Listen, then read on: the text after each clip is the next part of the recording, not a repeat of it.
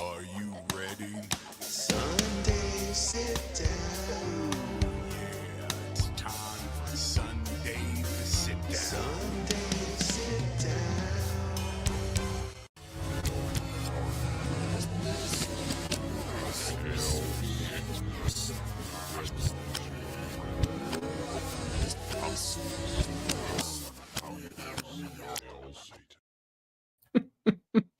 It truly is Halloween with that intro.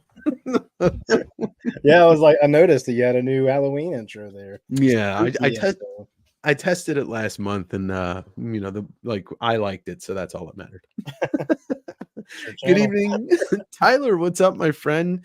It is time, the return of Sunday Sit Down with my co-host for the evening, Daryl from Read Your Comics. What's happening?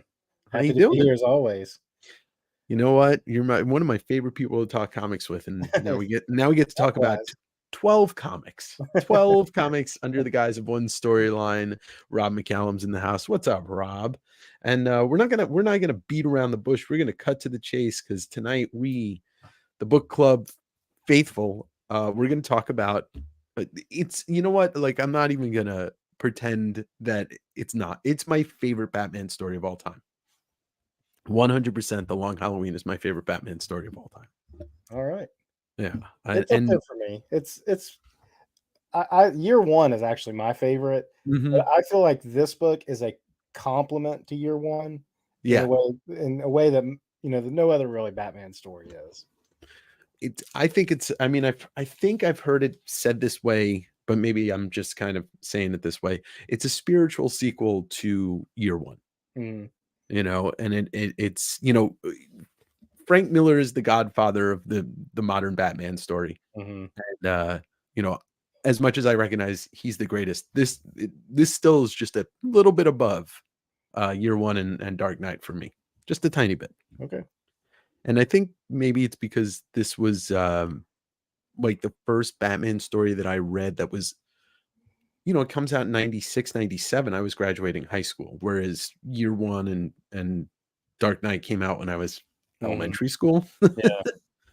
So, it's like that first album that you get that's yours, that's not like something your brother or your, whatever your siblings or your parents listened to that was, yours, and this was Right. mine. I got you. Yeah. Good evening, Delano and Tyler. Well, you should read it, and you can watch the animated movie too. It's also fantastic. Uh, what's up, Ryan? Call you crazy, but you didn't care. I mean, it depends on the type of spice you like to put in your food. Um, but when was the first time you read this, Daryl? Do you was it? I did not read it when it was coming out. I was actually working at a comic shop at the time, and I remember it coming out, and it probably wasn't until it was about 4 months in that like a lot of customers were really starting to really talk about it. But at that Mhm. point, I was like so far behind. I didn't jump in, so it was probably a year or so later when the trade came out that I read it as a trade. Was the Me too. first time I read it. So you said it came out 96, 97. I So think, yeah, yeah, I like think the first. 98 ish, I guess, is when I first read it. Well, this is my original trade copy, and I got Yeah. this somewhere in 98, 99. And I will say this for unless, if there are some out there that exist, for a Batman detective story, I mean, this is the detective story. Every Yeah. time, Yeah. I've read it 5 or 6 times, and every time I take a little break, it's a couple years, maybe Hmm. 4 years. Every time I come back to it, I forget how they get from A to B in this. And it kind of perks up my brain all over again. So, Yeah. yeah. See, I hadn't read it in like a long, long time. And I actually started it last year with my Mhm. kids. And I read it with them 1 month at a time. We started in October of last year and we would read one issue until we just finished at the beginning of the month. And Mhm. uh, that was an experience too. I think it reads a lot better as a straight through read Yeah. than a monthly read. And I think it's designed, I mean, even though it was designed as a monthly read, the way that Loeb and Sale work together, Mhm. it is one big thing that you should read it as. And forgot to mention that Jeph Loeb, Tim Sale. Tim Sale, unfortunately, we lost him less A than a year year ago. ago. Yeah. The two of them have created some of the best comics in the last 30 years. Long Halloween, Superman for All Seasons, the color books, Daredevil Yellow, Hulk Mhm. Gray, Spider-Man Blue, and I never finished Captain America. Was it? I haven't read that one. I think Yeah, it's white. Is it just white or red, white, and blue? Maybe. I think it was originally called Red, White, and Blue, and then they changed it to white because it was such a it was so many delays. But Yeah. you know, ugh, this is such an influential story. So we open with the first book starts on October, and each subsequent book is a new month and takes place on a different holiday. And the opening, and it's funny, I watched an interview with Jeph Loeb today, and he owns this page and he owns the last page. Oh, that's Uh interesting. yeah, yeah. And you know, Bruce Wayne in this looks it's interesting because the lighting on this and he looks like a villain to start. But we know why. You know, we know why Bruce Wayne is always lit that way because Hmm. we're not supposed to know that he's the Batman. And people who are really keen to the Batman movies in the last 20 years, not just Christopher Nolan, but Matt Reeves has lifted pieces of this and put them in the movies. You get Carmine Falcone is the Hmm. opening character on the page after Bruce Willis. Bruce Willis, Bruce Wayne. Bruce Wayne. Um, and it's just this, you know, it's a very conversational scene where he's talking to Bruce Wayne. And you start to meet the rest of the Falcone family, including Alberto. And Alberto is the son of Carmine. Hmm. Um, you don't really get to know who he is until a little bit later, but Yeah. you know, he looks kind of like that. You look at Carmine. Carmine's pretty, you know, he's a stocky looking Bulky. dude. Yeah. Yeah, and he's good looking with the exception of the scar. Hmm. Uh, and then you look at Alberto, and Alberto looks like that little kind of the son that couldn't. Yeah. He's got big ears and like a long, slender face. Hmm. A little nerdy. Yeah. A little meekish looking. Doesn't look like the heir to the crime organization at all. Yeah, seriously. And interesting on the next page, the way that Sale draws Selena, Hmm. you know, it's almost like she's more muscular than you ever see her before. Like she's kind of cut. She's a little more masculine looking, but she's also like sexy at the same time. Of course. Yeah, so a different depiction of Selena Kyle that we know, but not a bad depiction. Kind of reminds me, looking at it now, of maybe like Sigourney Weaver, like pulling from Sigourney Weaver a little bit in the face, Yeah. a little bit, and the Yeah, hair. because Sigourney kind of pulled off both when Hmm. she needed to, Yep, especially in the Alien movie. that's exactly what I'm thinking. So, And Armando, I think that's a good kind of good catch there. I mean, he's a little bit Fredo from The Godfather, a little bit more like a little bit of mix of both. But you know, when you're talking about mafia guys, if they're not based on real life, then you're really gonna pull from The Godfather. yeah, And then I think this pulls quite a bit, at least the tone of like the mafia guy. I mean, they don't even call them the mafia, but like yeah, the crime organized. family here. And that's the thing. Frank Miller brings in Carmine Falcone in year Mhm. one. And you know, I think I read this before I read year one. But Falcone is a huge figure in all the movies in the last 20 years, and he is in these two big storylines. Yeah, Uh, so we get a little bit of exposition, just laying down the characters, the family. You got this is uh this is Falcone's sister, right? or is that Maroney's? Is that his sister, or is it Maroney's sister? Because aren't they at a Mm. wedding for both of them here? Oh yeah, that is true. That is true. You got me though. I could be wrong. There's a lot Or going on. is it the daughter that comes in later, The Sophia? daughter comes in later, and she's a Okay, new character for the story. But then we so get maybe this is the sister of yeah, Falcon. Yeah. that should be the Falcone sister, and then we get this little dialogue between uh Carmine and his son, and you kind of, you get good looking boy like yourself should be chasing after some nice pretty girl in the wedding, not worrying about things that don't concern you because he tells his dad that Bruce Wayne was snooping around. Then they catch Harvey Dent in the parking lot snooping around. And what's interesting about this, it's kind of an origin story of Harvey Dent here. So you kind of get the role that Harvey Dent plays in Dark Knight, in Nolan's Dark Knight. Yeah, and my kid, I told you how I read this with my kids. They did not know. They know of Two-Face, but they did not know Harvey Dent was Two-Face when we started reading Oh. this. And I didn't really think about that when we started reading it, that they didn't know that. So Mhm. we were going along, and I kind of was like, "Oh wait, they don't know that Harvey Dent is Two-Face." So I did not tell them That's that. awesome. So That's I did not great. tell them that. So, and I was reading Nightfall with them at the same time, and so by the time we get to the point where he becomes Two-Face, we were also kind of hitting some Two-Face issues of Nightfall.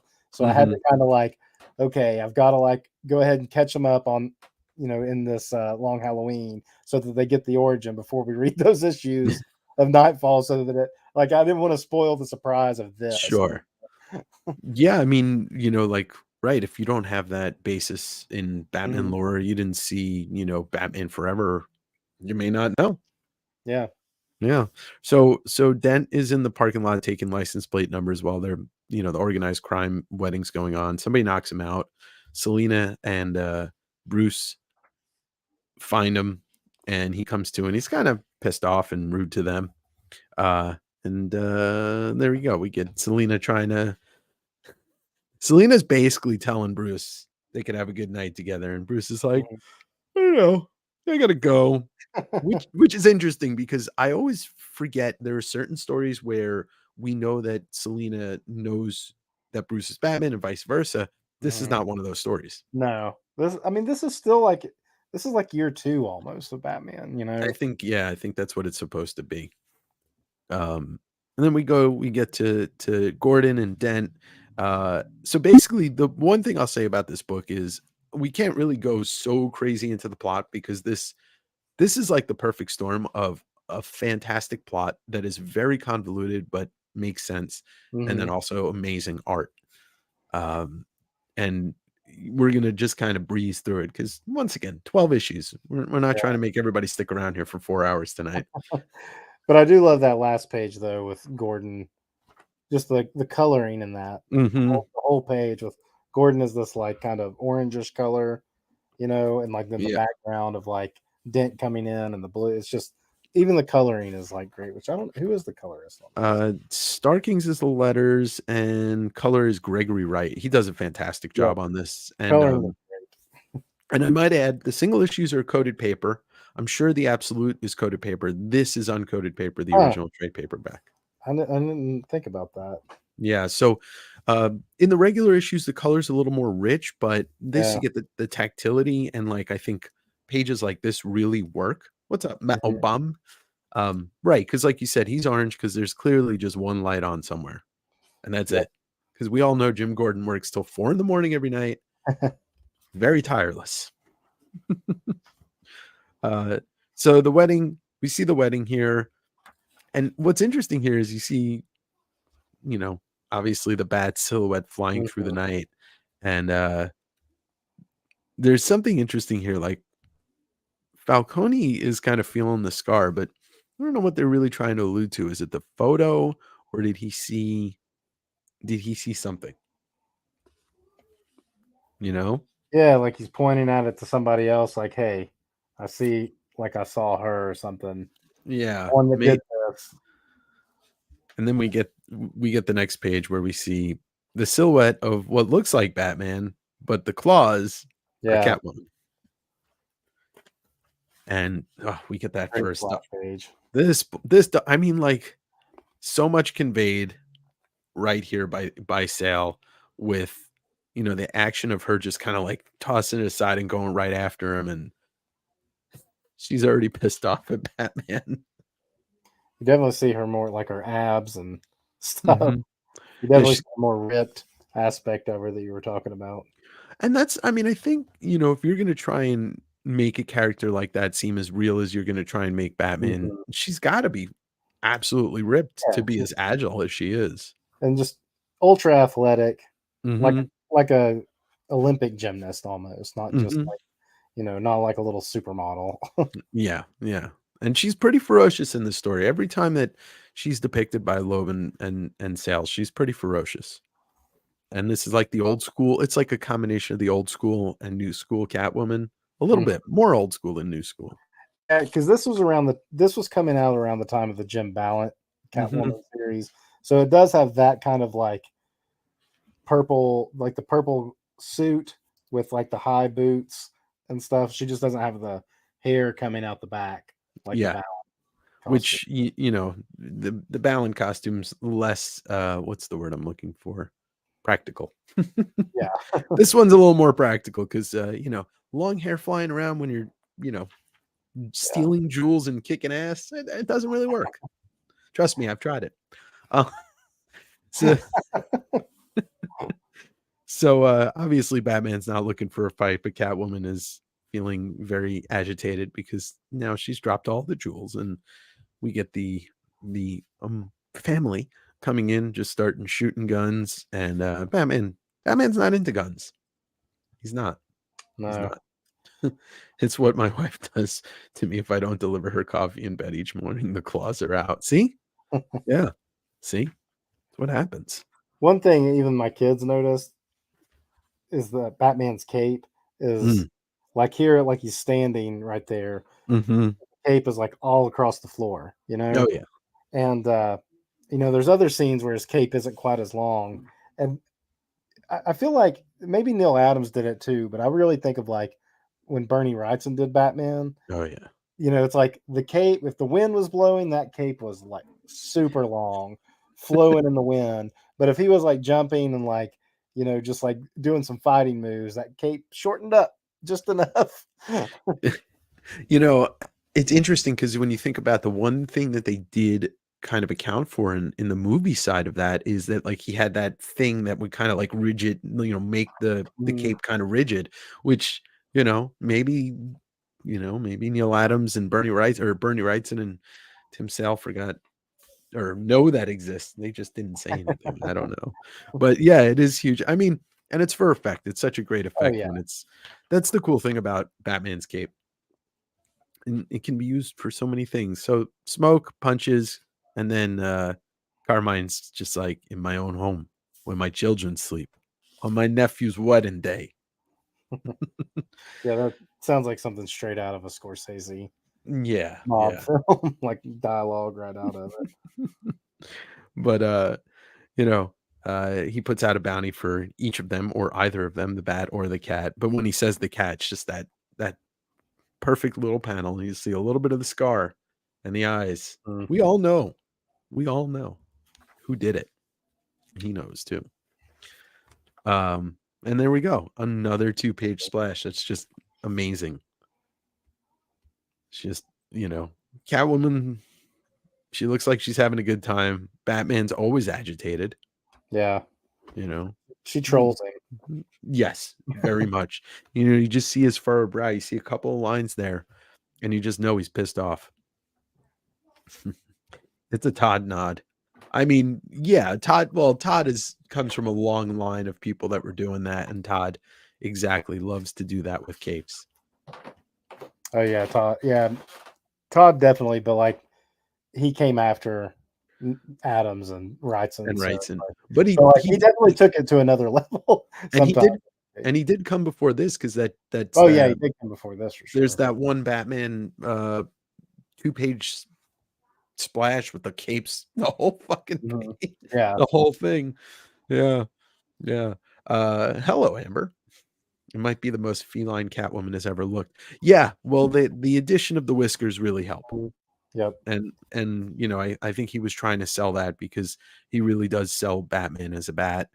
Every panel just looks like some creature of the night. I mean, Mhm. right here with the blood and the red eyes and just yeah. This book to me is like a masterclass on how to set mood Yeah, in and some things seem simplistic, like this whole panel on your left, the page, those three panels on that page. Mhm.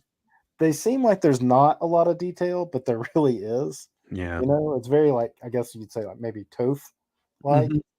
you know, because it's like everything's pretty much in silhouette. You definitely got the Frank Miller Dark Knight Returns pose going on. Yep. Yep. But it's like that's in silhouette. The next panel's basically in silhouette. Mm-hmm. And then down at the bottom, they're even in silhouette against the The sign. neon. Yeah. So Yeah. and even the next page, it's like, I mean, there's so much black where it's like, I guess under like a train tunnel, like a train bridge. Yeah. Yeah. The train tracks there. But it's simplistic, and it seems like, oh, he didn't really do a whole lot there, but I mean, he really did. And I love this and it's funny because Loeb talked about the internal monologue. He didn't really like doing that at first, but Mhm. you know, I do love this. I wonder if it's true what they say about having 9 lives. After tonight, she's going to need all of them. And he talks about that more as the story progresses. And you know, here we get Harvey and Gordon up on the roof, and it's kind of like dense introduction to the bat signal and having to wait around. And a little bit of this was used in Dark Knight as well. Not all of it, but just kind of a little bit of this scene. And Loeb talked about that, and you know, he said that Nolan didn't, you know, he didn't expect Nolan to give him his blessing, you know, like call him up or anything like that. And there was a lot of communication. Apparently, Christopher Nolan read every Batman book to prepare for the trilogy, which is crazy. Every Uh, Batman book. every Batman book, which, you know, that's crazy. Crazy. So we get this great panel right here with the, you know, he instead of the bat symbol, it's now Batman standing in front of the light, and they're just kind of introducing each other, Dent and the Batman. Some people don't like the long ears on Sale's Batman. I think it sets him apart from a lot of others. Yeah, I do. I like the Yeah. long ears. Like, I like it when Kelly Jones does the long ears, Hmm. and I mean, I do like the Frank Miller little short ears too. But Yeah. you know, I guess it just kind of depends on what artist is doing it and how they pull it off. You know. It really does. If this was no you know, if this was a boring story, I don't think you'd be as impressed with the artwork, you know, but Mhm. the story's excellent. Was that Rob says even more disappointed there were no big pennies and dinosaurs in the Batcave now. Yeah, not yet. Not yet, yeah. All right, so we get this, you know, panel of the two of them talking with Batman about the Roman, which is Carmine Falcone, and you know, it's just more exposition talking, setting up what's to come. Uh, because we haven't They're really, forming their partnership yeah, with and Harvey. I mean, Gordon's already kind of on board with Batman, but he had to get Harvey on board too. right, because Harvey's the DA, as we all know, and then all of a sudden, you know, Batman's gone. And I love that Gordon's just like, you know, he does that. Yeah. Annoying, isn't it? There's a Two-Face. Yeah. Oh, yeah. I didn't even realize that. Good pick up, Tyler. There's a little Two-Face foreshadowing right there. Oh yeah, that is good. Fucking Yep. brilliant. It's even on the right side and everything. Yep. So he leaves the ledger, which is Carmen Falcone's ledger, and you know, we get the next iteration of the I Believe, and we get a box right there that says I believe in Jim Gordon, which eventually, you know, leads to I believe in Harvey Dent, and that was a huge part of Dark Knight. So we get this board meeting. This becomes an important plot point, which you don't realize it at first. But Falcone's trying to bank with is it Falcone or is it Maroni? Yeah, it's Falcone's trying to bank with Wayne's bank, and he's basically saying no because he knows that Carmine Falcone is going to launder the money through the bank, and he basically shuts it down really quick because he's Bruce Wayne. He gets to do stuff like that. He's rich. They do anything. Yeah. And the bank president, we meet the bank president, Richard Daniel, and Batman shows up to tell him that the Falcone money is not going in the bank. And so he resigns. When we get the next page with Falcone pissed off, Morte, he's dead, you know. I mean, look, I love it. I love the Yep. fact that he is like, that Scorsese and, Coppola mafioso. Yep. And I think this is where Loeb's background in film and television kind of comes through in these like Mhm. the cuts and the transitions of scenes, to like move from this part with the Batman to the hand slamming down on the table.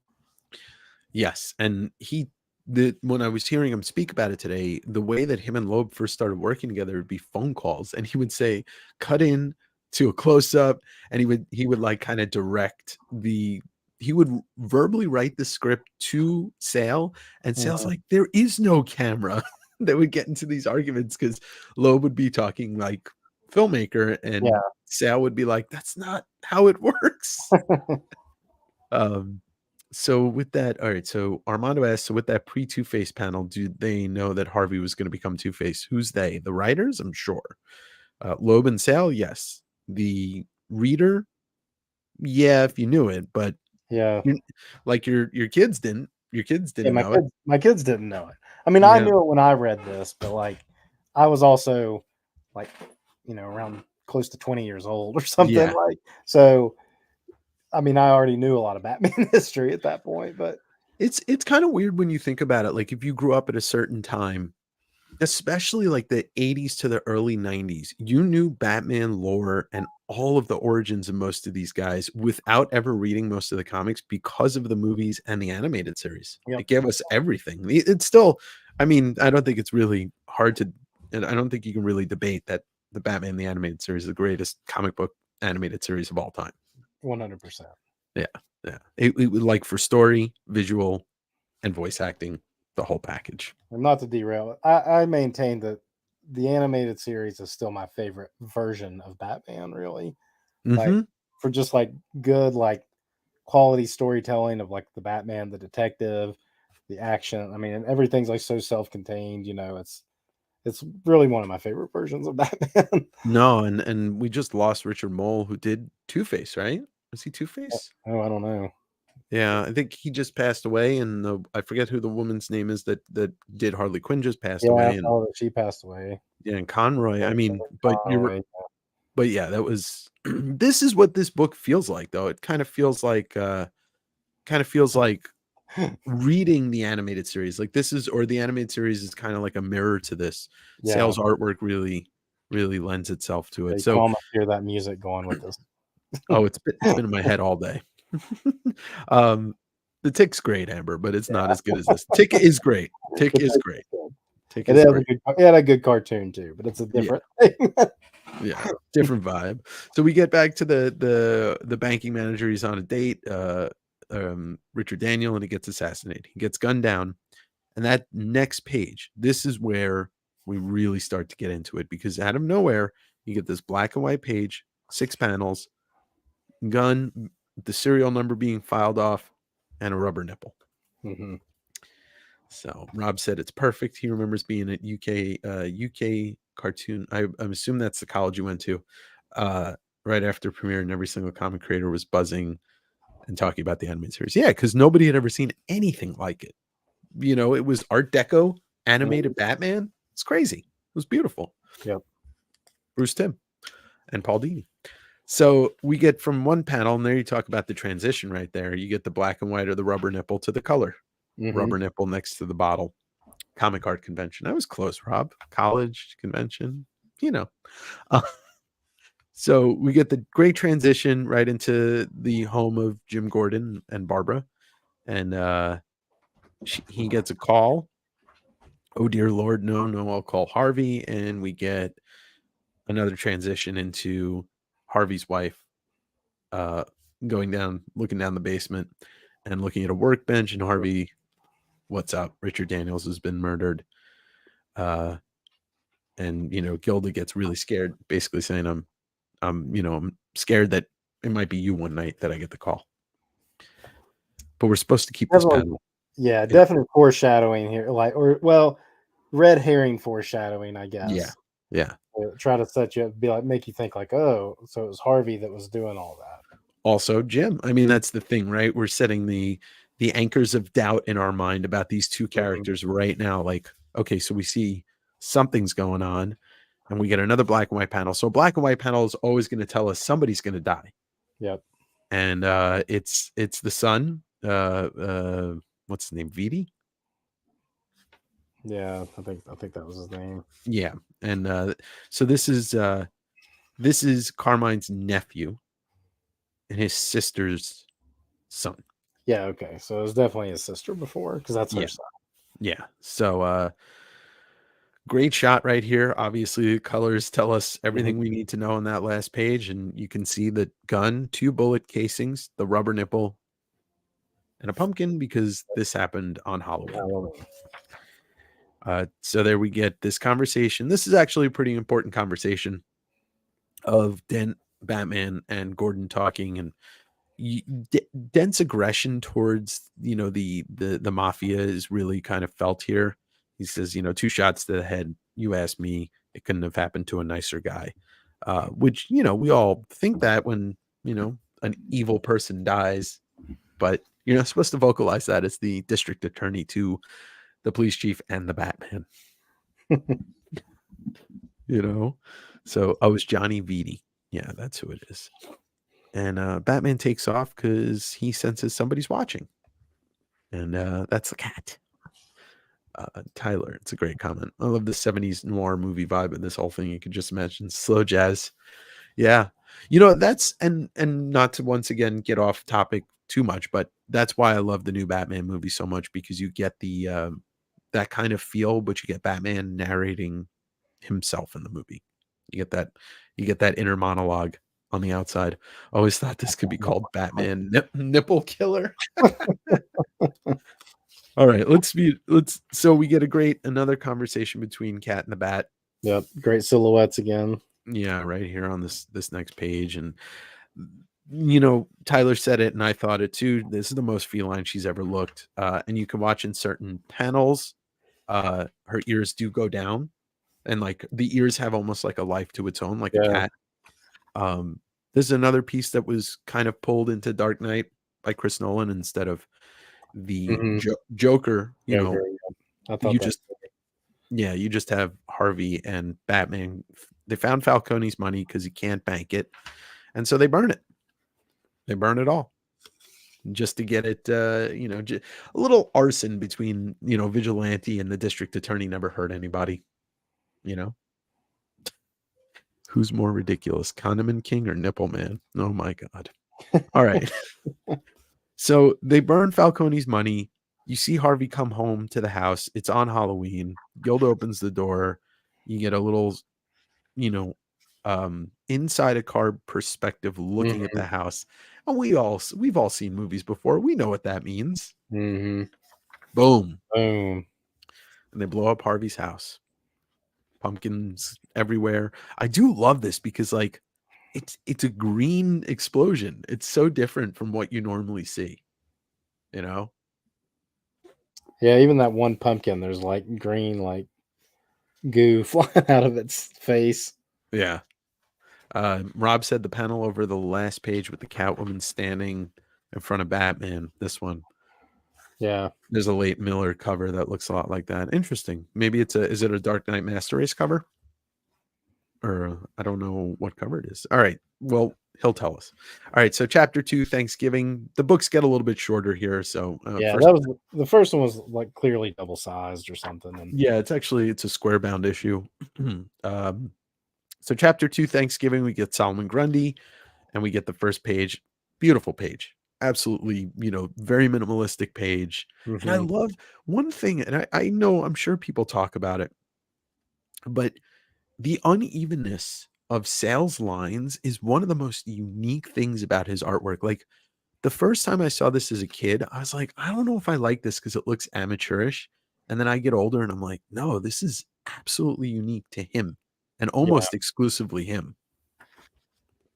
Yeah, it's a defining characteristic. You're right, of like these blinds and stuff, and they're all hand drawn. There's something to be said. Like now, I'm more aware, especially thanks to cartoonist kayfabe and like watching them from an artistic, how they'll point out like this fencing back here is not hand drawn. So now I'm like even more acutely aware of when I look at stuff like that. Yeah. Like these blinds are clearly hand drawn, you know. The blinds, the prison bars are, you can see like there are points where they're wider and just a tiny Mhm. bit more narrow. Yep. So this issue, actually, I think we can kind of scooch through it pretty quickly because it's all about the setup. You know, we get once again, this reads so well. Like, Mhm. it reads noirish. It reads like it's supposed to. You're not supposed to know what's going on. But yeah, we get the four of them in there. So you get Mickey Sullivan and Danny Boy, and it's all these guys. They're all part of the same family. And they got this dude as the one that blew up Dent's house. But I will say this page is the standout.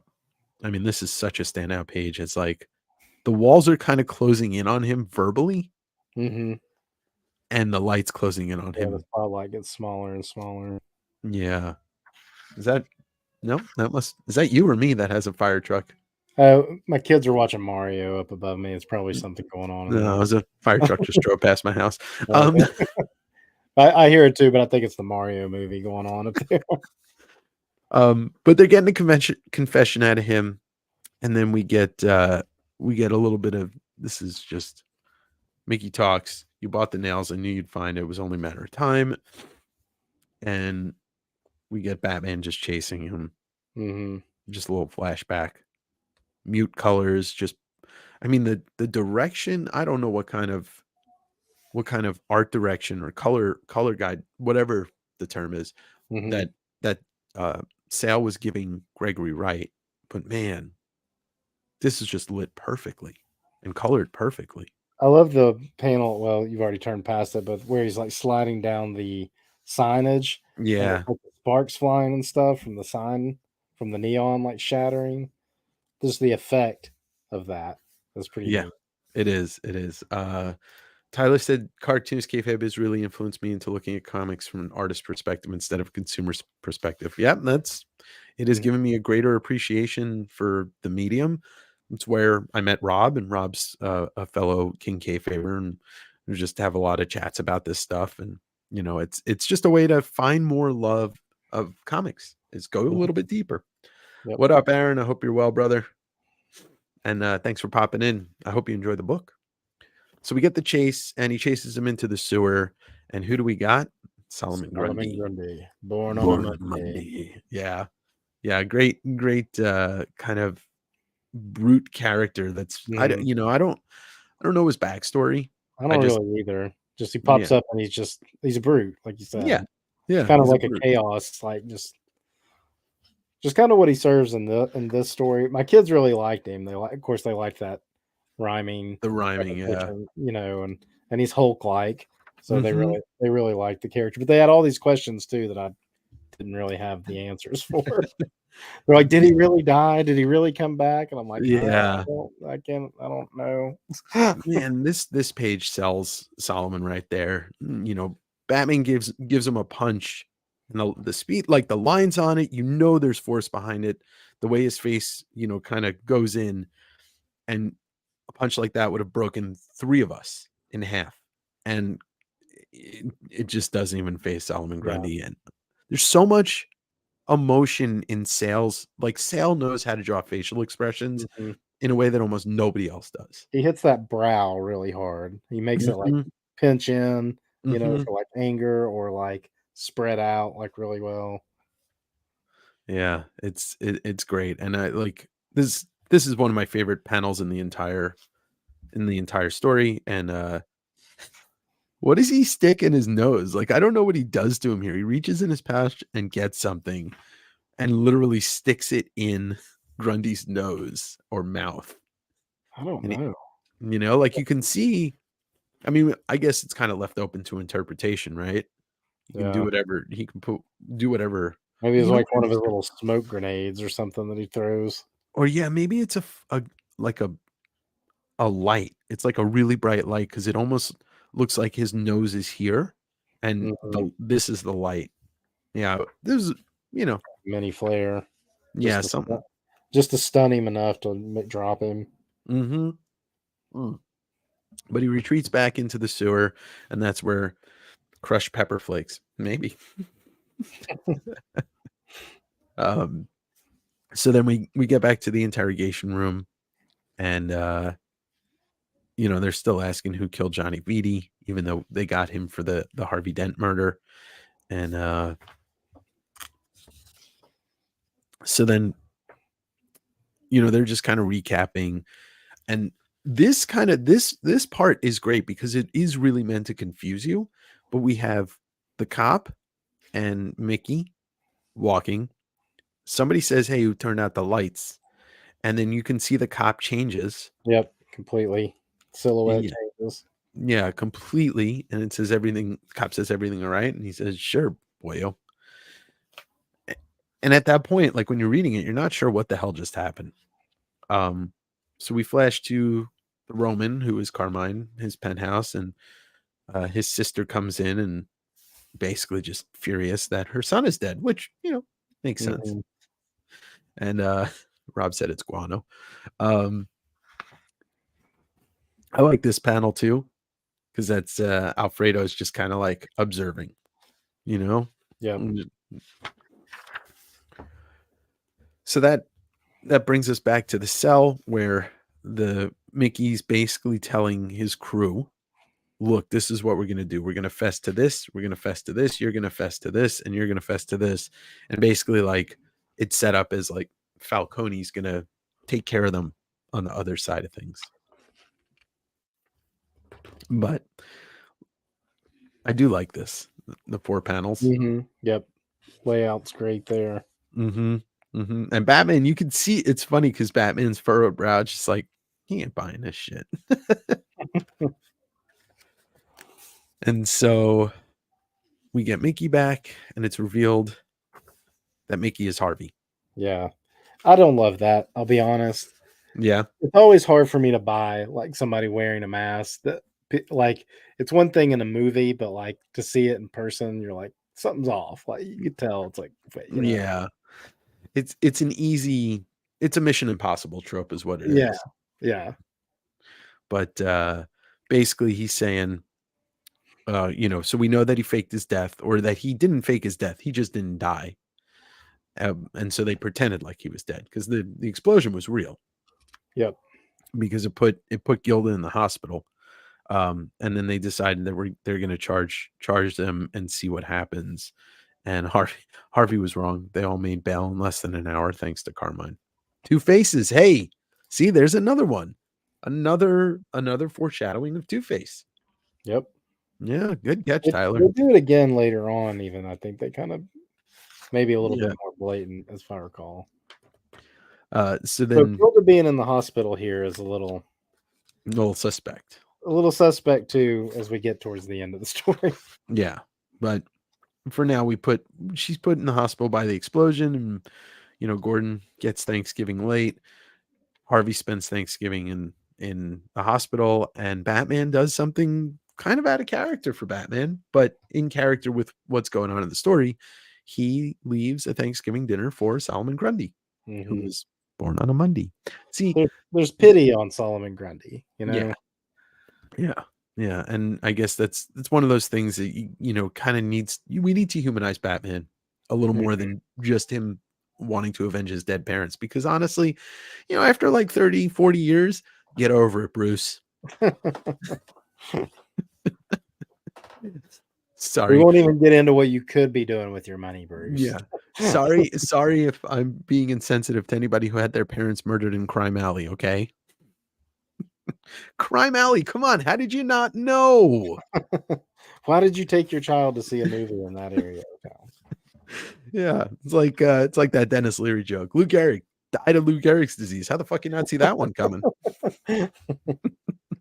All right, back to the point. You get Batman swinging past this building. The guys who just got out. Hey, to the Roman, the founder. Hey, he got us out of jail, and we go black and white, and that means people are gonna die.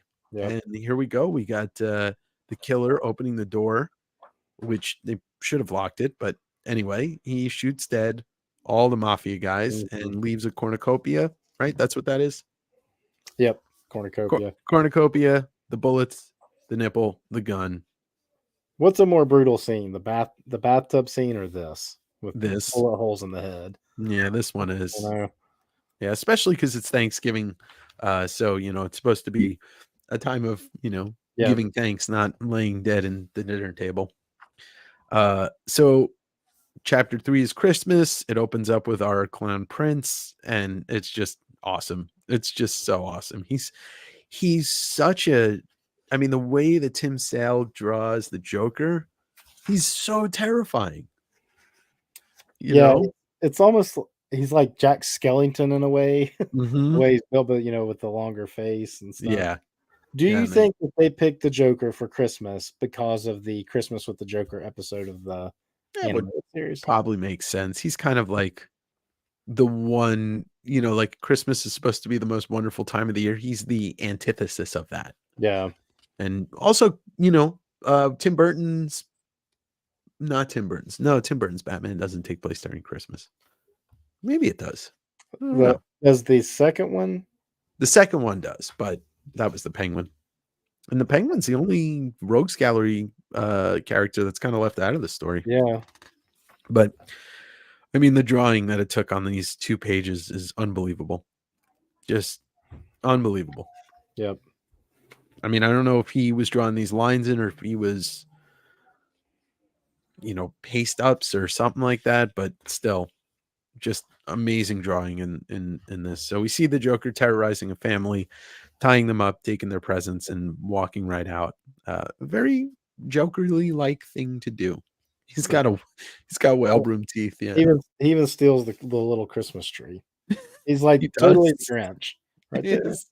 He really is the Grinch. I mean, maybe that's also a good way to think about it. It's like that's why Joker is in this, because he is truly the Grinch in this, specific. So we've got Batman with the cape. Look how long that cape is. Cape's like 7.5 feet long at least. They're going through Arkham, and they're going to meet up with the calendar man, Julian Day. Yeah. So I'm not really familiar with the Calendar Man outside of the story. Me neither. I don't know if he was really ever used. I don't think this is his first appearance, but I don't know if he was really used in this era of Batman at that time. Yeah. So yeah, he was a new discovery for me when I read this. Yep. Me too. And he's another one that the kids had a lot of questions about that I'm like, I don't know anything about him, guys. Like, just roll with it for this story. Yeah, because they explain basically who he is. That's Manu's favorite calendar man, especially for a guy that doesn't like scheduling. That's his favorite guy. But yes, this is one. I mean, like, why did they even let him have a calendar in Arkham?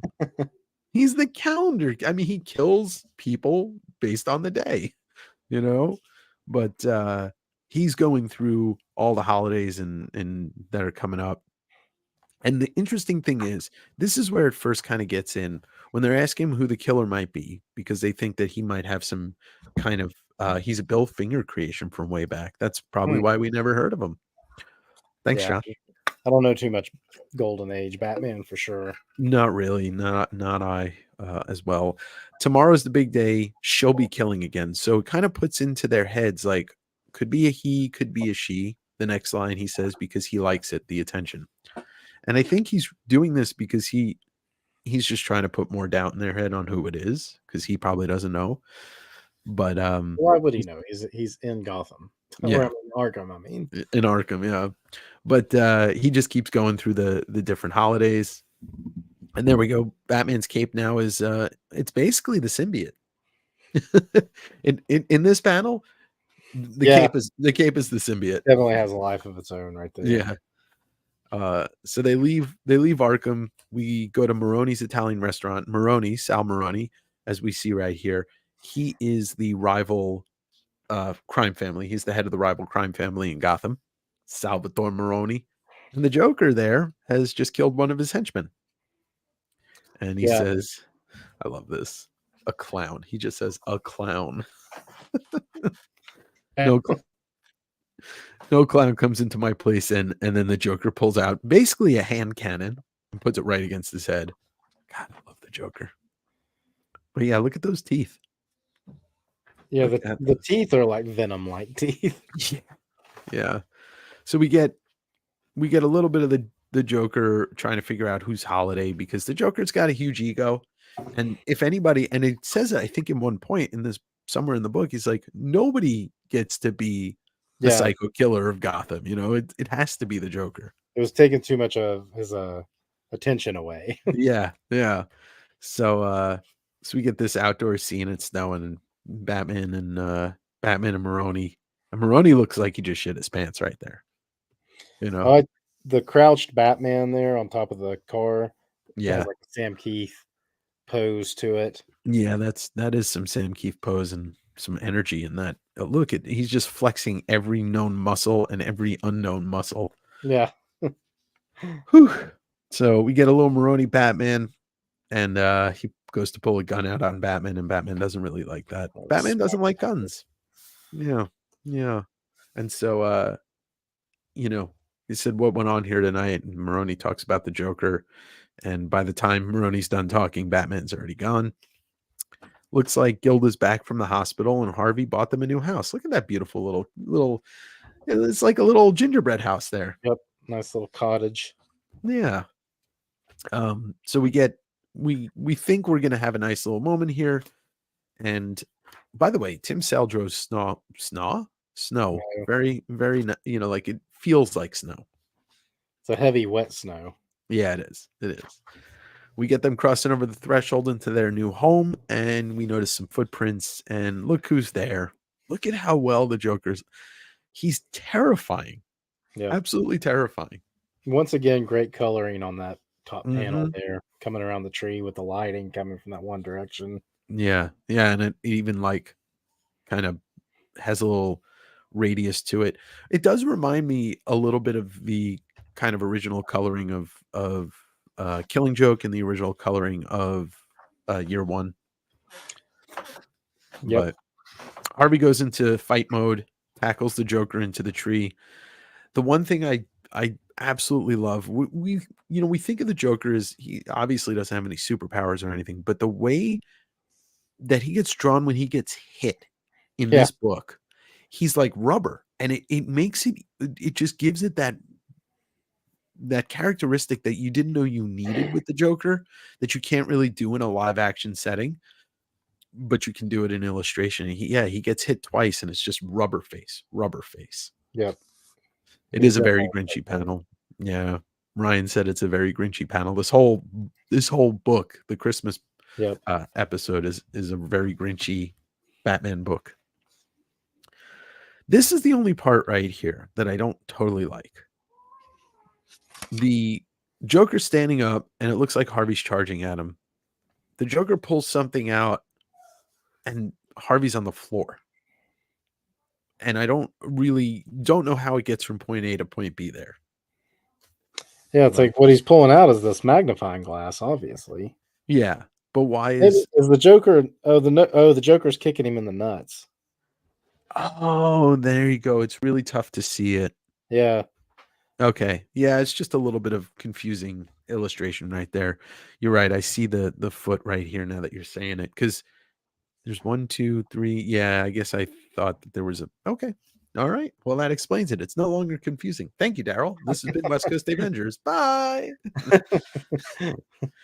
But yeah, he gets kicked in the nuts, and then he pulls out the magnifying glass, and this town isn't big enough for 2 homicidal maniacs. Sometimes my head, I say that. It's kind of weird. So we get to Falcone's penthouse, and the Joker now shows up there. The Grinch that, is trying to steal Christmas, and basically wakes him up. And this is a great piece of dialogue. He whispers, he says, "Falcone, you find this holiday, or I'll kill everyone in Gotham City until I find him." Yeah. And the Joker's using like a card too, and I guess it looks like he's doing like a paper cut on Falcone's neck. Yeah, you're right. So Falcone's he's like this old traditional like mob boss, and he's being harassed by these like costumed crazy criminals. Like Catwoman scars his face, the Joker's busted at his room and like paper cutting him, and Batman's threatening him. Yeah, it is. And it becomes a point of contention in the storyline when he starts to work with them, Yeah. you know. So then, we see all of these dead bodyguards that Joker's laying to waste, and one of them comes out. He just he throws cards at him, and Yeah. immediately we go into black and white mode as the Joker takes off right there in the car, Mhm. and he goes to pick up his gun, and boom, shot right dead there. Yep. Snow globe, gun, rubber nipple, 2 bullets. The holiday killer has struck again. Yep. And Holiday has another victim. That's what Batman thinks. And Batman says, "Have a Merry Christmas, Joker. It'll be your last." And of course, we can't have just one issue of the Joker. No, we have to have a second. New Year's Eve, which, it makes sense. It's only 6 days later that we get it, but what an opening panel. Tyler, there's your it's Baleen. His teeth are Baleen. Baleen? Baleen. Balleen. That's what whales have. Oh yeah, it does look like that. He definitely has more teeth than what is actually in the human mouth. Yeah, he's got about 150 teeth.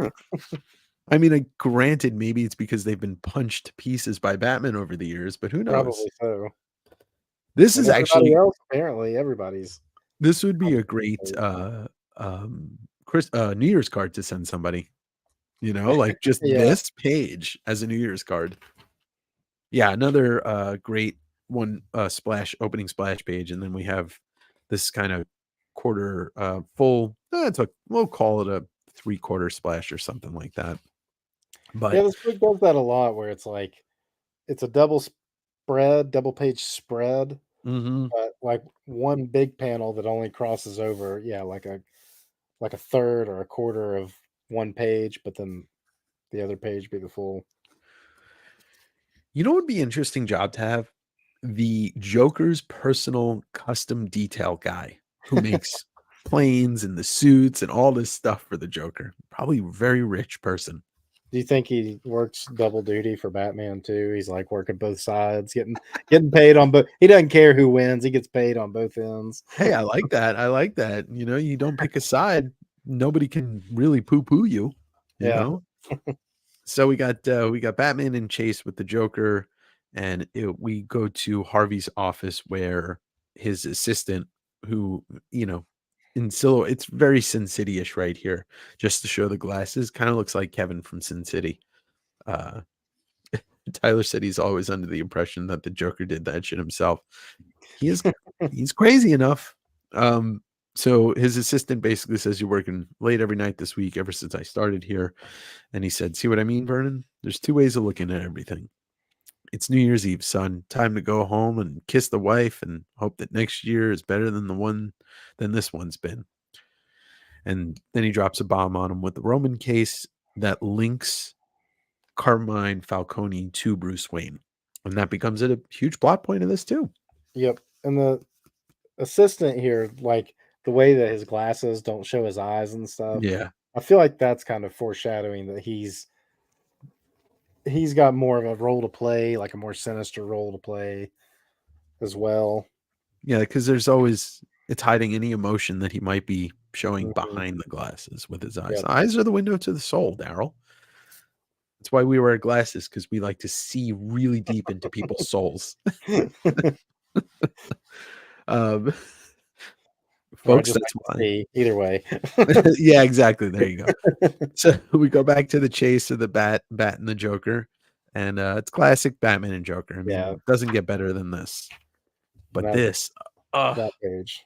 This page is so good because, like, what I mean, there's so much conveyed in here, but it's just a perfect 2-page spread. And Batman, I love it when Joker gets nervous or like when he gets confronted. Most good writers will write him just with the one yeah. I've seen it done so many times. Like, it's in Killing Joke a bunch. It's been a while since I've read Killing Joke. I should go back and we did a great book club about that one. That was a fun one. It reminds you of the puppeteer villain. Oh, yeah, the glasses, Scarface. It does kind of look like Scarface and what's his name? shit, I can't remember the other one's name. Ventriloquist. Ventral, yeah. It is a beautiful 2-pager. So we run ahead. We get purple skies, by the way. I love the purple skies to match the Joker. And he does a, I don't know what you call it, a whoop. Is there a name for that? You pilot people, you know what it's called, where you go whoop. And he tries to dump Batman off. We go over to Gotham Harbor to this party that Falcone is having.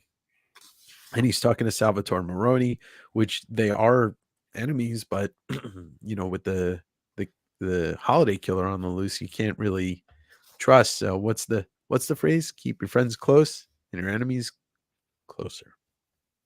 Pull the ripcord. Maybe that's it. Anyway, we get the sister, Carla. Yeah. And she goes out to have a smoke and it goes black and white. I will say the sister too is a good Mhm. example of Sale really showing different body types, Mm-hmm. because I mean a lot of artists aren't great at that. They kind of draw like every man is muscular, every woman is sexy. Mm-hmm. You rarely get to see like kind of just.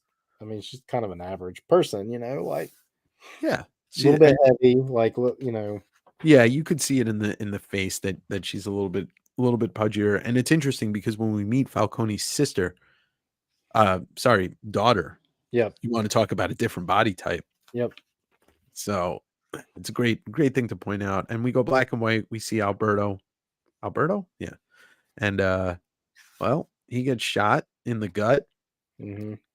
We don't see his body go over, but we get the champagne and the streamers, and then it's implied right here that his body went in. Went into the drink. Gotham Harbor, which doesn't actually end the chapter. We're close to it, but so Harvey comes home and the Gordons are there, and Harvey's just he needs a breather. Another great, beautiful lighting here done with the color, with the fire. Yes, Tyler, the huge muscular chick, that's his daughter. We get some dialogue between Barbara and Gilda about basically just, they share a lot of the same experiences, being the wives of men who work 97 hours a week in trying to wipe the scum off of Gotham City. Yeah, the overworked, underpaid law enforcement people. Yeah, the trope of the only two good cops that existed ever in history. Yeah. I do love the way that like when Jim is coming into the kitchen, the fire's lighting up the room so much it almost looks like the room's on fire. Yeah. And then you got another Two-Face shot down there. Yeah. Shading up on one side. They're probably in almost everywhere. I mean, there's one right there in the previous page too. So lots of foreshadowing. Literally, there's the shadowing. Every Harvey panel has yep. It's great. And they're definitely trying to lead you into, so like back to the boat. It goes from the boat to Harvey coming in. So it's like, again, it's like they already showed you like he was in the basement with the work table right after they showed you the file and all that. It's like somebody gets killed and he's coming in the door. It's they're heavily implying who's doing it. And my kids were buying into it. Yeah, of course. They're like, he's the one doing it. He's the one for sure. Like, and especially if you're as a reader, he's Two-Faced, then it leads it in even more. With your kids, they didn't know, but they still kind of leading them in anyway. Yep. They do, Loeb does a great job, and Sal knocks it out of the park with the visuals. So we get back to Batman and Joker going at it on the plane and basically talking about, he's trying to help you. The Joker's trying to help him stop Holiday, and Batman's like, you're insane. Another great toothy grin. All of this is great action. I mean, we can sit here and break down all of it. Yeah, and it's like Tim Sale, what can he do? And then we get the plane crashing in. Joker gets taken out. He looks so nice and peaceful. I love this, that these splash pages, Sale would sign at Loeb and Sale. Yeah. So another thing with my kids, so I pointed that out to him, how he would sign these pages, and like I'd be Mhm. like, yeah, if you'll notice, sometimes they're like, why do they sign those pages? I'm like, well, they're probably like really happy with this page, and I explain how they would sell their original art and yada yada. So Yeah. now one of my one of my kids, they'll make like little comics, and if they Mhm. do like a splash page they really like, they'll sign that page. That's awesome that you're giving And they them. started doing it from reading those, I think. That's so good. I love that. So we get to the next chapter, chapter 5, Valentine's Day. We're a little bit close to half. We're almost halfway through. Alfred answers the door. May I help you? I love the way he draws Alfred too. And this is the first we've seen Alfred so far, Yeah. right? Yeah, this Yeah. is the first we see Alfred, and we have Gordon and Dent coming to Wayne Manor, Mhm. and they're basically going to they're trying to figure out why he's connected to Carmine Falcone. Yeah. Great establishing shots of Wayne Manor, Oh my god. It Yeah. reminds me of, like, if you've ever seen Citizen Kane when they're going through, Mhm. Kane's house, and there's this huge fireplace Yeah. you could walk in, basically. Like, when I think about that movie, I always think about that fireplace, like, my gosh. Yeah, and That would I'm sure there's a lot of correlation between that house and what Wayne Manor turns out to be over the last Yeah, 35, 45 years. Citizen Kane, wow, that certainly. movie's gotta be like 70 years old at this point almost. Yeah, so it came out in the 30s. It's in black and Oh, white, so yeah, maybe it is older than that. And I haven't seen that I only saw it once, but I really enjoyed it, and, something I should probably revisit. Alright, so we get some conversation between Alfred and Gordon. Harvey's kinda being a dick, and Gordon obviously has known Alfred for a bit. They know each other a little bit, and, you know, Gordon's trying to deflect Dent's kind of like he's pointedly questioning Alfred, and mhm. Alfred's not the one that's under, under investigation here. And, so Gordon mentions that that it's Valentine's Day, and Harvey's like, "Shit, she's gonna kill me."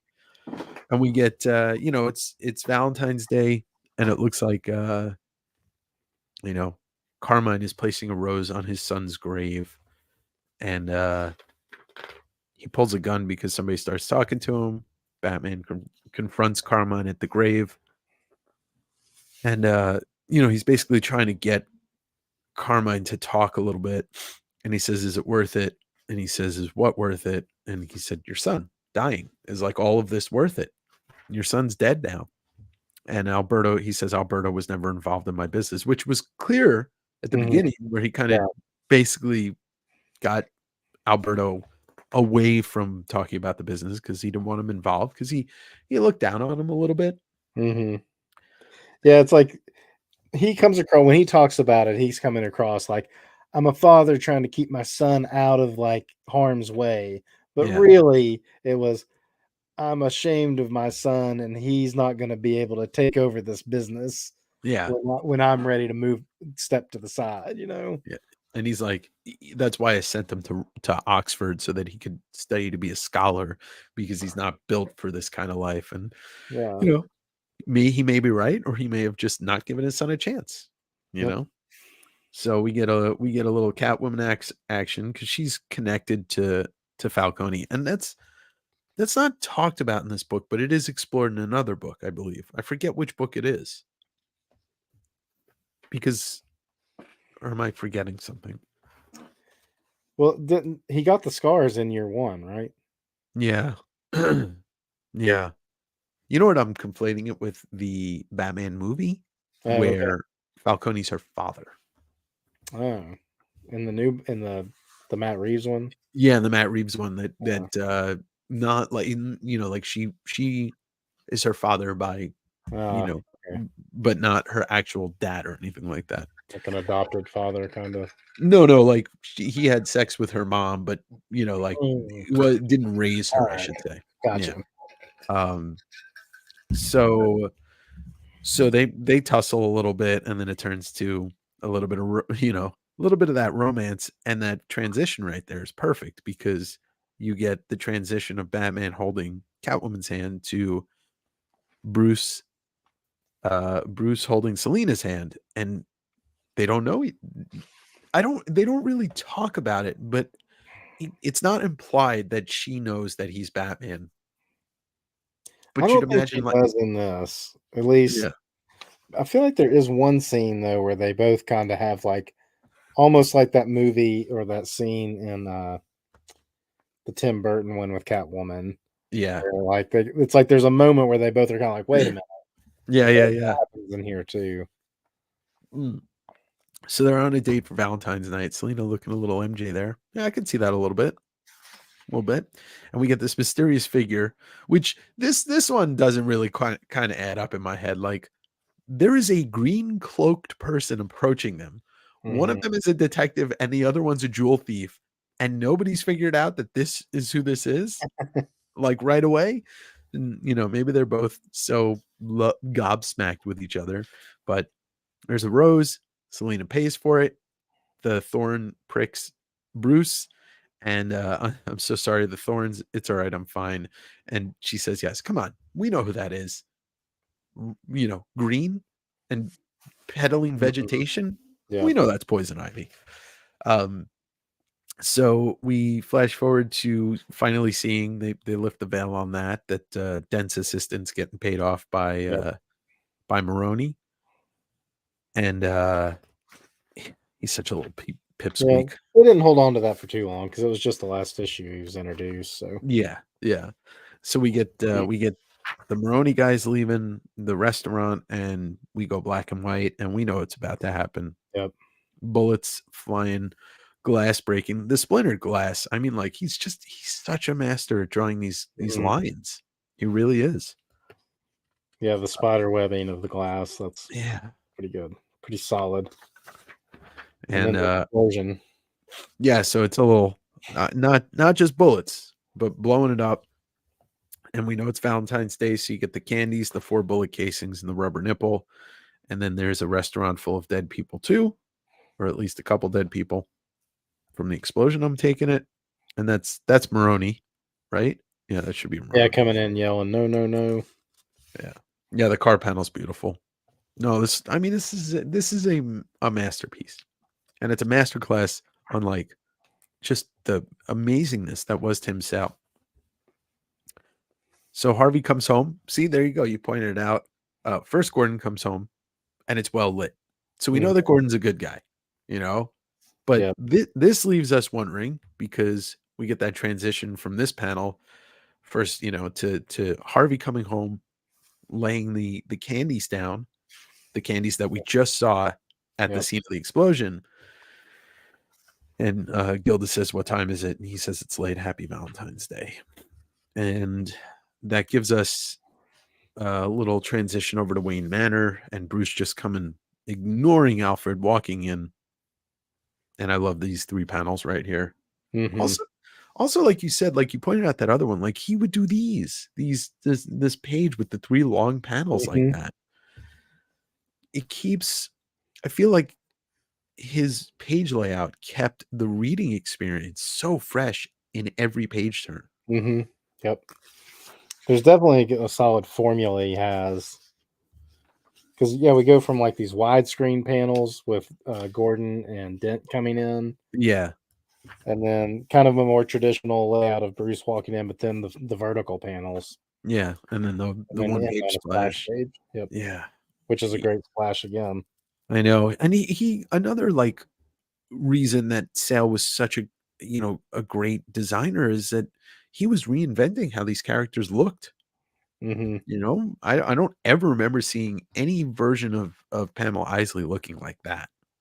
And the ivy coming off of her, it's like simplistic in its design. I mean, he's just kind of doing like little diamond shapes almost, Mm-hmm. but it doesn't need everyone to be like super high definition detail to No. understand what's happening, like who she Yeah. is, everything. And how the vegetation looks alive. Like, it Mhm. feels alive. You can feel it crawling and moving in this panel without any lines or any change. It's just a Yep. splash page. But so we get to St. Patrick's Day, which great, Yep. use of showing off the greens that we get here. And I just noticed how she's wearing a Batman necklace. I love that. Yeah. It's nice. We get this door, step away from the door, opens up. Sin City-ish right here. I always think of Miller when I see stuff like this, and then, it's Yeah. he's not the only one to ever do it, but he comes to the forefront. Yeah. He Early, definitely defined that kind of negative look. yeah, long before anybody else was really popularizing it. Yep. I would say. So we get this tank walking out of Gotham Penitentiary, and we're talking before about how he draws body shape and can change up a Mhm. character. Well, there we go. We get Falcone's daughter, Yep. and that is Sophia, and she looks like she stepped out of Sin City. She really Yeah, does. she does. And the picture of like the two of them both in profile, they have the same nose, Yeah. kind of the same brow. It's like you could tell that that's his daughter. That Yeah. is his daughter, you know. Her mother must have been at least 5'10". Yeah. If she's like, because she's probably like supposed to be about 6'3" or Yeah. so. Because he's pretty stocky himself, but she's gigantic. Yeah, Tyler said she's a damn unit. Yeah, you could say that. Um, this is a fantastic show. Thank you both. Hey, thank you, Rohan. I appreciate you, my brother. And I hope you continue to watch because we still have Yep. half a book to go. Glad to see you Um, on here, man. yeah, it's always good to see him. Yep. When we're talking, when there's the insides of comics to be talked about, he's going to show up. So we get a little bit of this just meeting between the two of them. Bruce comes into the bank and basically says, "I've had a change of heart. Carmine Falcone, his money's good here because he's not under the control of his own power right now. Hmm. He's very mechanical because he's being controlled by Pamela. You could see the ivy in his sleeve, the ivy in the limousine. Selena's like trying to get his attention, and she can't. So we get to the next page. They're looking at the crime scene photos for, I guess that must be Maroney's guys. Doesn't really say, does it? No. But they're talking about the war between Maroney and Falcone because they're all thinking that the other one's the holiday killer. Yeah, one of them setting up the holiday. Well, I guess they're thinking it's Maroney's side since it's been all Falcone's That's side right. that had the victims so far. But well, Maroney's guys just had some though. Yeah. So from So Maroney's perspective, he's just thinking that somebody's killing, and it's yeah. Falcone doing something. But we get, I love this. There's always this thing, like there's always, whenever somebody mentions Chicago and St. Patrick's Day in a movie or a book or a TV show, they always talk about the river being green. Hmm.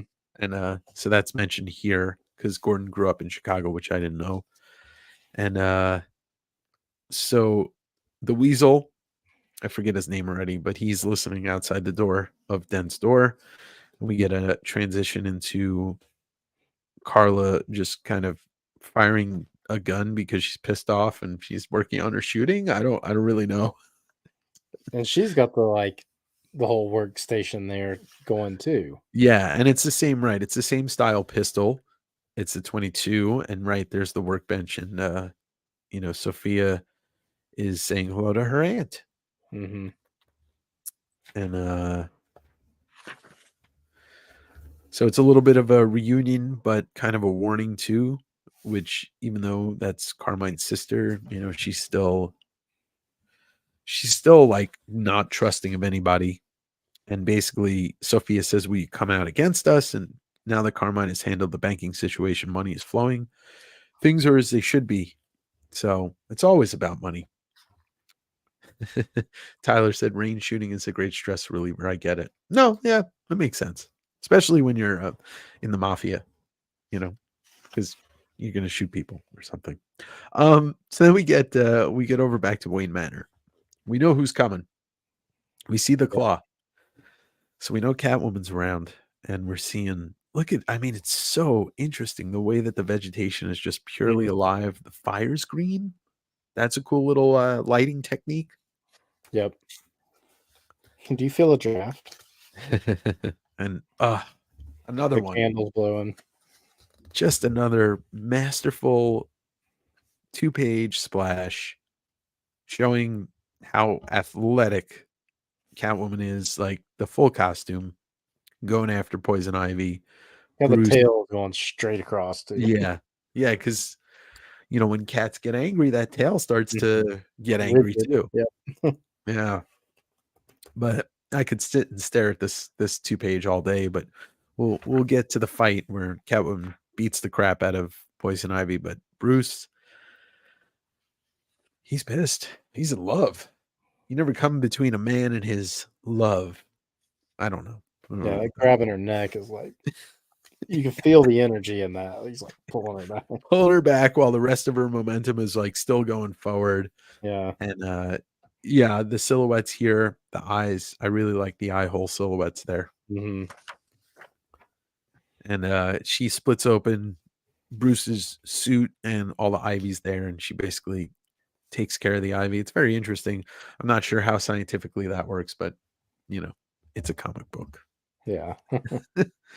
So after she kind of frees Bruce from, the grips of Ivy, we get the black and white. Means somebody's gonna die. And just a So lot of bullets fired. what happened to Ivy here? She knocked her out? Yeah, she knocked her out. I think yeah, she just gets knocked out, kicked right in the face. I think the animated movie goes into a little bit more of like detail on that scene. The Okay. scene's a little bit longer. So we get some dead guys. We don't know who it is yet. Yep. Nice little But- leprechaun trophy. I love that. Kind of reminds me, I mean, a little bit of the Untouchables, but it was, completely different setup. But it's just the stairwell that reminds me of that scene. Oh yeah, yeah. Yeah, yeah. But Sophia, so Sophia pulls up to wherever this is. It's Maroni's safe house. That's where it is. And she basically says, somebody beat us to the punch. This changes things. And Maroni, I guess, is looking out the window. So each one of them, like, I guess she was going to kill him or them. And she doesn't know that Maroni's still alive. And Maroni thinks that might be the holiday killer in the car. I'm assuming. Another, just, she's looking very cat-like right there. Mhm. Lounged out on the light. It's not a toy. I love that line. But he thanks her because Bruce Wayne is a friend. And he says, why do you help? And she says, in time you'll see. I know this is all stuffy. Yeah. So then we get to Carmine Falcone's office to close out the issue. And we find out that he was paying Ivy to do that, which is kind of evident because he needed Ivy to control Bruce Wayne so that he could, so they could launder the money and then have a way to, do something with the cash because it was just sitting in a warehouse. But Ivy's there taking some money from him, and her Ivy's there. So that's kind of a weird thing then. Yeah. Yeah. So I guess she left Bruce's house. Yeah, she got punched in the face and ran out of there, I guess. I guess. Yeah, they didn't go into that too much. Yeah, they didn't do that. I guess maybe when she got hit in the face and then Bruce grabbed Catwoman, she made her exit. They didn't. Yeah. They She's didn't slippery really like that. very well. So we get to chapter 7, April Fool's Day. Obviously, we know this is going to be a Riddler focused issue because he's, it's on the cover, but it's very fitting. If you're not going to do the Joker on April Fool's Day, then you're going to do the Riddler. And, we get this kind of split splash. All the other ones so far have been one page. Yeah. And then this one's got a split. But it's the narrative of both of them trying to figure out who Holiday is. And then we get to this split 2-page, which I love that because it's widescreen. And Riddler's trying to figure out who it is. Yeah, he's been asked to help, which is an interesting, like, I guess plot point, or not plot point, but dynamic to be like, we need help. Let's bring in one of these other crazies to let's bring in a psycho. Help us figure it out. Yeah, so we're getting the two perspectives of how they're trying to figure it out with the clues. and we find out. I mean, we know who this is by the silhouette. We know that's his daughter Sophia, and that's Carmine. And she is literally a fucking. She Yeah, is just it's giant. a sarcophagus. Yeah, like a golem. There we go, a golem. And so Riddler's looking at the gun. Batman's doing his thing scientifically. And why does Holiday always use the same type of weapon? Answer: he gets them wholesale, or let's be more practical. Those pistols are lightweight, so he's painting a picture of maybe it's Catwoman. Yep. Easy on the hand, perfect for a woman. It goes black and white to try and give us the feel that maybe it really is Catwoman. I love Catwoman wearing a trench coat. It makes no sense. In costume, trench coat, and fedora. Yeah. The old trope. So we go through it, and we're just looking at the clues and the way that they're painting the picture of how these crimes were staged, with the clue left. And we go black and white. Batman's thinking, well, maybe it's Maroni. Yep. And gives us the reasons why he thinks it's Maroni. Who else on New Year's Eve? Growing bolder with the murder. Who else on New Year's Eve would shoot Falcone's own son in the back? Which I didn't realize that he got shot in the back when it happens. I thought he got shot in the stomach. Well, did they recover his body? No. Oh, actually, they. No, I think he fell in the water. Yeah. And then he says, question, why does the killer shoot Alberto Falcone? Anyway, the answer, because he can, which enrages Carmine. You don't even need to see his face to know that the way he's kind of lurched forward, he's ready to explode on the Riddler. And then the Riddler says, I only meant that Alberto wasn't in the family business, which is true. He wasn't. Raising the issue, all these killings somehow personal. Kind of paints a picture of Carla shooting her own son, which also kind of doesn't make sense. Yeah, but he's given like every possible avenue, and I think they even get to like where it could have been this, but that's the least likely. And then Batman's kind of going through it too. But at this point, it's also casting doubt on the reader. You have to cast doubt on the reader, because the more doubt that's cast, the more you start to think about who it might actually be, the more you really kind of run into a bunch of dead ends. So then we get a little more from Batman and Alfred talking about the Calendar Man. We get some black and white, basically thinking like, okay, maybe it's Harvey. And this is like the first time that it's said, the way he was talking about Johnny getting killed, then the ones who got killed after they let them go, and then when he, it's like, oh, he comes back on, what was that? That's New Year's. His hair is wet. Yeah, his hair's wet, and then you get that silhouette or that panel of possibly maybe he was on the boat. So Batman's like, Captain Gordon told me how he showed up late on New Year's Eve. On Christmas, he could have followed the Joker from his home and killed Milos, the Roman's bodyguard. So now Batman's kind of bought into maybe it's Harvey.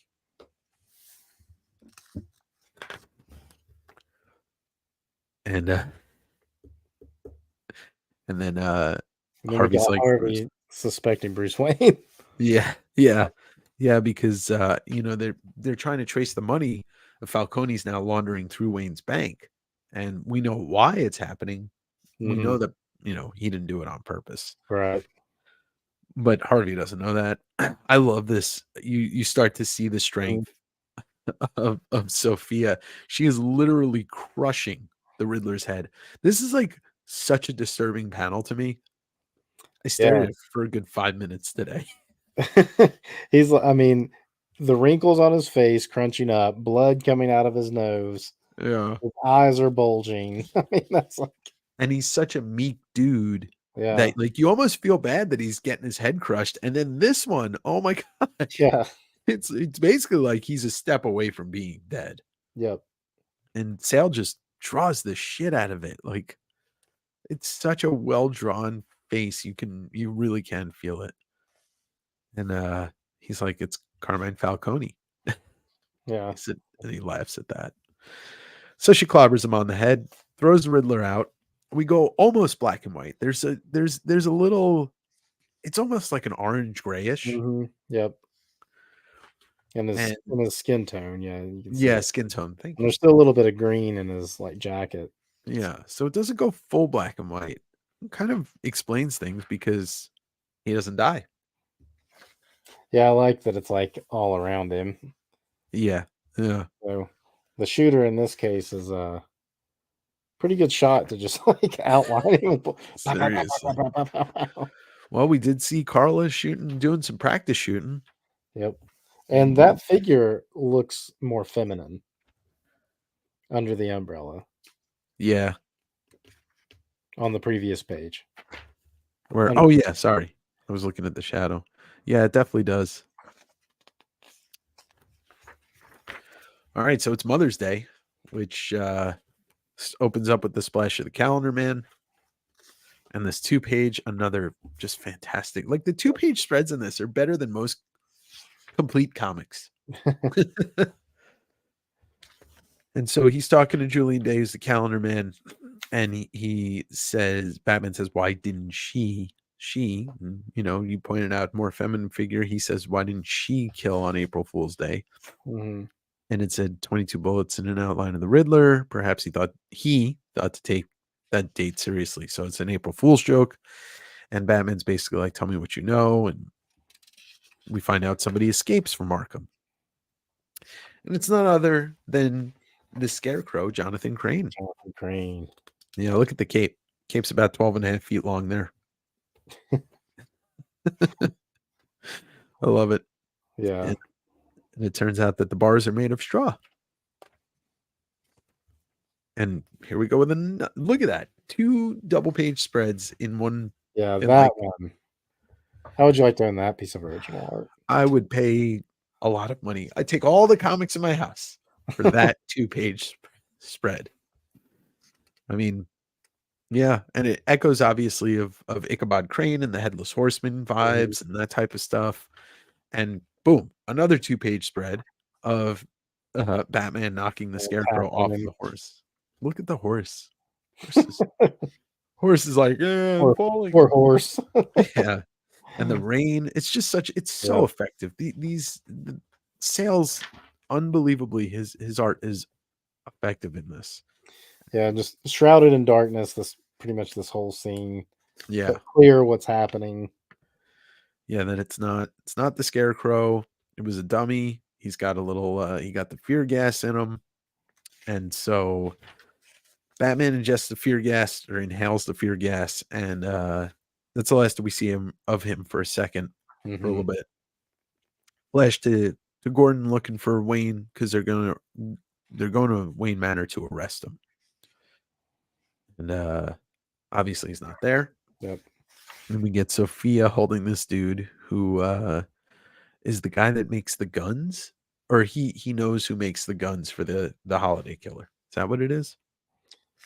Let's see. Yeah. Yeah. Goes by Gunsmith. Yeah, he knows who it is. Yeah. And so he says where to find the gunsmith, and so he gets dropped off the building. He gets dropped off the bridge, and it goes black and white, and she comes to the house. Sophia goes to the Chinese restaurant to find the guy who makes the guns, and he's already dead with a bouquet of flowers for Mother's Day.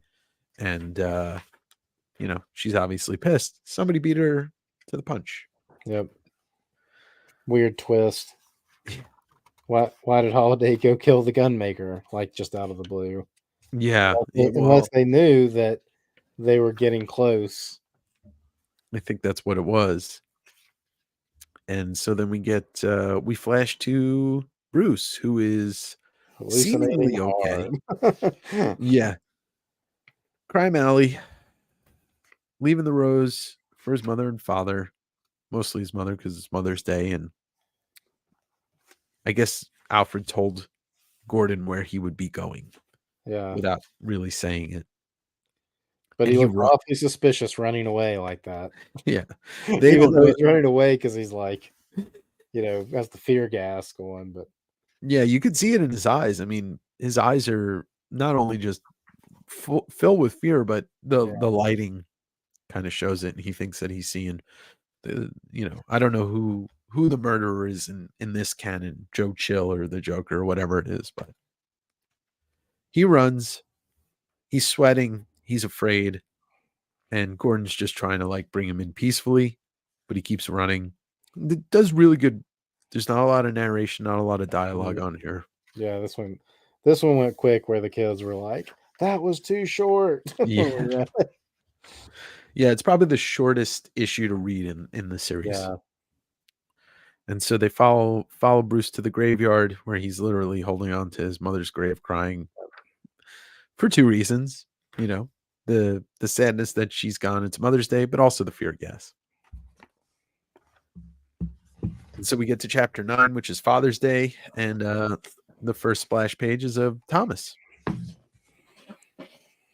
Do a pretty good job at Thomas kind of looking like Bruce, but just a little bit different with the mustache. yeah. There's like certain characters I feel like, yeah, Thomas and Bruce Wayne are always hard when they do like little flashbacks. His hair is different style Yeah. too. They give him the mustache to definitely differentiate him. And then also if it's like a story with Bruce Wayne and Clark Kent, artists I think struggle with those two, trying to make them look different enough. Yeah, it's really that's when the glasses come into play that really are effective for Clark. Yeah. But yeah, they Tim do. Sale, thinking of that though, Tim Sale doing his Superman book definitely did a great job of making it look clearly different than the Bruce Wayne in this book. 100%, 100%. So we get a flashback, and this flashback, this is one of those pieces that was used in the new Batman movie with Falcone. So this is Papa Falcone. This is Carmine's father bringing his son to Thomas's house because he got shot, and Thomas is a doctor. And so this is where the connection of the Falcone family and the Wayne family is, this is where that is connection is made. Mm-hmm. And it's basically like Falcone telling him like if he was to bring his son anywhere public, Maroni would take him out. And so Thomas, being the good person that he is and a doctor, he couldn't just let the dude die, put in an awful position. But what is he going to do? He's going to let Falcone just die because he's a criminal? No, that's not who Thomas is. And it's kind of what building the character of Thomas also helps build Bruce's character. So we get Bruce behind bars, and then Bruce on trial. And that trial, they say, lasted whatever it was, like an hour, because Alfred basically just shuts it down completely. Yeah. You know? Witness. Yeah. Yeah. And I love that panel at the bottom where Jim's like, oh, that's going to cost us. And so we flash to Big Lou Maroney, the retired godfather of the Maroney, or the, father of the Maroney family. Now, here's the thing. I think they should have established that this was still in Gotham, because the next page would make no sense if he was in Italy, and it looks like he's in Italy. Yeah. So he's talking about Falcone, and this is Sal, and Sal's talking to his father about the Holiday Goon, and then boom, black and white, and he's shot dead right there. And Right in front of him. Yeah, right in front of him. And the thing that I was like, it wouldn't make sense if even though it looks like Italy, it has to be outside of Gotham, because how would the holiday killer just show up in Italy? Yeah. It's like it'll be too far fetched. But anyway, Yeah, it does whatever. even have like the roofing on the house back there. It's Yeah, very, like, Italian. all of it is very Italy. Yeah, so, Little Italy in Gotham, I guess. yeah. There we go. And so it's Father's Day, and we get the gun, 2 bullets, the rubber nipple, and a tie, because that's what you give your dad on Father's Day. I don't think I've bought my dad a Father's Day gift or a tie in 35 years, or at least 25 years. Definitely the stereotype. Yeah. My kids have never given me a tie, and I don't think I ever gave my dad a tie, but um, so we get Falcone and his daughter checking in, and somebody's spying on them, and he gives her a Father's Day gift. I love how the detail, like you get the kind of the detail we've been getting from Sal, Mhm. but in the binoculars, there's a little bit less detail on the faces. Yeah. And look who it is. She's really invested in this. Catwoman spying once again. And She has some nice equipment or night vision goggles or yeah. listening device, Yeah, I knew you were talking about the actual equipment. Yeah. Um yeah, she does. I mean, she's a cat burglar, so she can steal stuff or steal stuff and pay for high-tech equipment Yeah. to burglarize and investigate. Uh so we get Gordon checking on his kid James and gets the Father's Day card and the gift. Once again, just kind of showing like he gets home, he works these crazy hours. Whereas Harvey's sitting in the dark by himself, saying that he went to go see his dad, and oh, and he's still crazy as ever, but his dad gives him the coin. Mm-hmm. So we get even more foreshadowing. We don't even need to see half of his face anymore. Yep. Although it's right there. Half Mm-hmm. the hand is in shadow, half the hand is not, half the coin is in shadow, half the coin is not. So the birth of Two-Face is basically right here. This is where it's going to start. Yep. And so we get to where Scarecrow is, and they keep talking about how he didn't do this. Batman keeps talking about how he didn't do this on his own, and enter the Mad Hatter, and the two of them are like two peas in a pod. And we find out that Falcone is once again behind this. And Falcone working with all these villains, it comes back to bite him in the ass. How would it not? Yeah, exactly. When you work with a bunch of psychos, technically, yeah, you're gonna end up, yeah, regretting it. So we get a little conversation between Bruce and Alfred about missing his dad. And then Maroney ready to flip. yeah, Maroni shows up, still bloody from his dad being murdered in front of him with the tie that was left at the scene. And basically, yeah, he's ready to flip, turn state's evidence or whatever you want to say. I do love this cover art for Yeah. for chapter 10. Just One of the best of the series, I think. yeah, absolutely. So we open up with a murder, the murder of the Gotham City coroner. And this is when I read this again, I was like, oh yeah, okay, I know why they're killing the coroner. Like the puzzle pieces went back into place, because I've read this a bunch of times, but I always forget how they get to the end. And this was a big giveaway for me, but yeah. So the coroner shot, fireworks show. It's 4th of July. Also a great 2-page spread. Yeah. Even though there's no characters on it, Yeah. that's just a nice piece of art. Yeah. Seriously. Do you think that these were penciled in and then colored? Do you think he just had the colorist Gregory Wright adding that? That's a good question because there's no outline to them. Yeah. Unless he used white, like some kind of white media.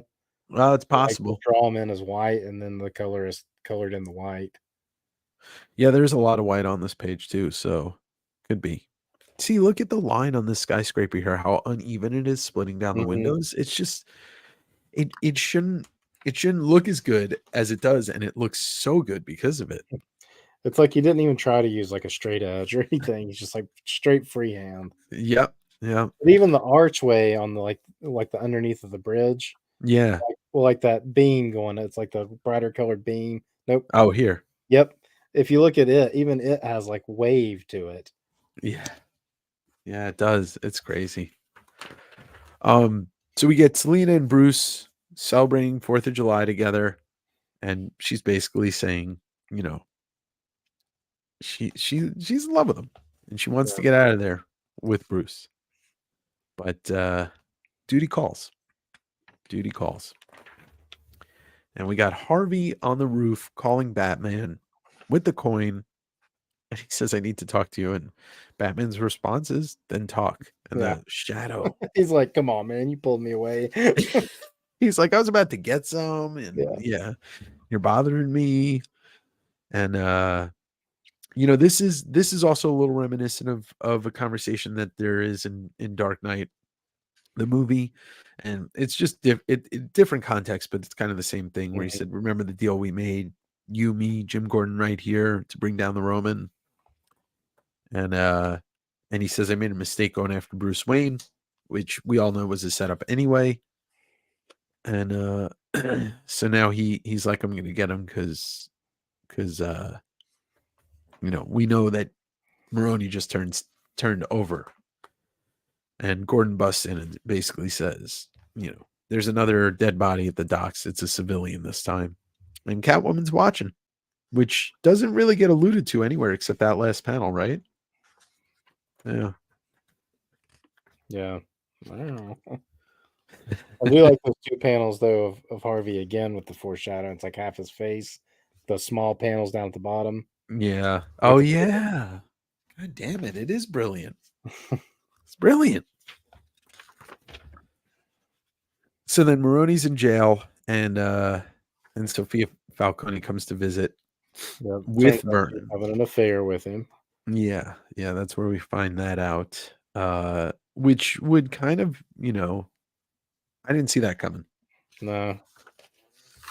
But it's a good twist. It's like, they're like rival families, but so it's kind of forbidden, like Romeo and Juliet. Yeah, seriously. And I like how Vernon's there. It's kind of interesting. But we all know why he's there. Yeah. And then we flash over to the home of Barbara and Jim, and look at all the rubber nipples on the windowsill. So we're still trying to cast that shadow of doubt in the back of your mind that Jim could be the killer. I think it's like hard with him just because like Jim, it's like Batman, Robin, Commissioner Gordon. Yeah. It's like those three. It's like and I think that's like everybody knows that. So I think it's like it's hard to put that and like really make it seem like an early story, unless you were just going like totally. This is like a completely different version of Batman ever, right? But they weren't Elseworlds. Yeah, this wasn't like an Elseworlds. This was like thought to be like in the modern continuity, so yeah, this is very canonical for Batman, but they still harp on it anyway. Still, maybe just that wild card of like maybe I guess just enough if you were like new to Batman, like, oh, I want to read a Batman story. For sure. I think that's what it is. So we got Killer leaving the Statue of Liberty, the gun, 2 bullets. And Batman and Gordon were just trying to figure out why they would kill the coroner, why this killer would kill the coroner. And then all of a sudden some more fireworks go off, and he said, that's odd. All the city's fireworks were set off earlier, just some kids probably, right, Batman? And he's gone. And I guess it's fear gas is what these guys are experiencing. This rocket is like full of fear gas. Yeah, because these cops watching, or security guards, whatever they are, they definitely like start being affected by it. Like their eyes get craving. Mommy. So we get Scarecrow and Mad Hatter, and I love the lettering for Mad Hatter. Clearly, Starking's just doing a great job with that. And they robbed something. They got a bunch of money. Batman comes to take them out. The Mad Hatter is not a fighter. He is absolutely terrified because he knows he's about to get his ass kicked. Yeah. And so Batman solid action all through here again. What'd you say? Solid action just all through here. Oh yeah, yeah. And Batman pounding him, and Mad Hatter pulls out a looks like a sawed-off shotgun, and Catwoman's there to back Batman up and squash. But yeah, great piece of action here. Batman on a horse, And Batman's like, "Oh, you've been following me." And she's like, I love fireworks. I like the Cheshire cat." Now, what I was talking about before, yeah, I love that too, Dan. They do a really good job at nailing the word bubbles for Mad Hatter.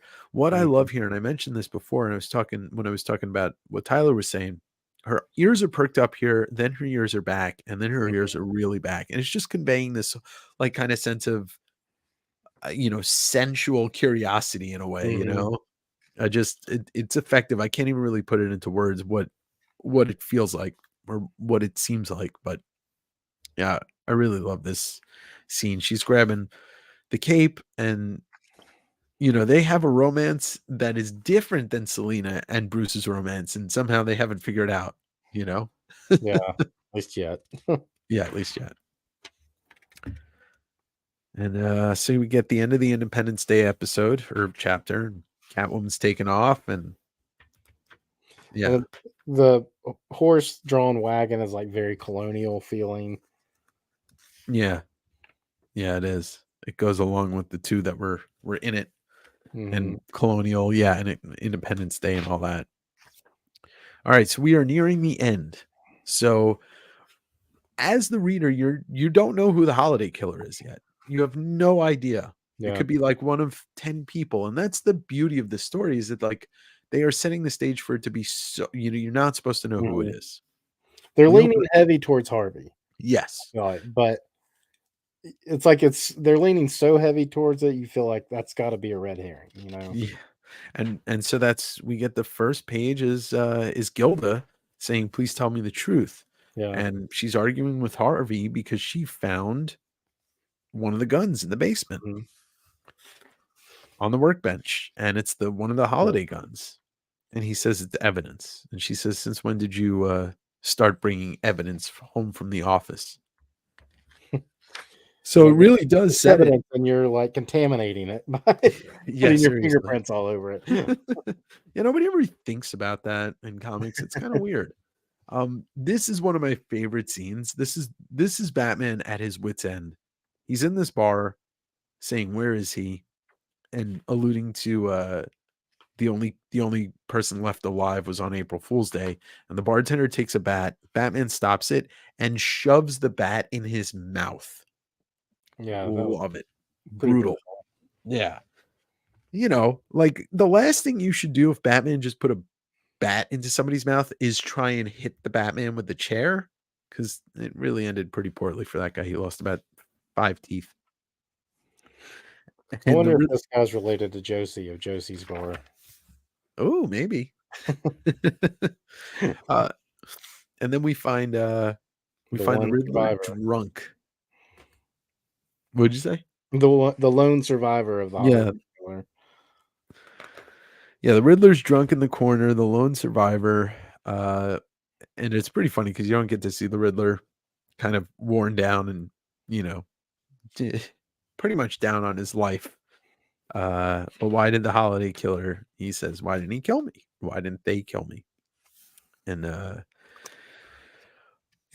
we don't know, but Falcone and his sister are going at it. And she's basically giving him the business because he's been working with all of the costume freaks, the villains. And so,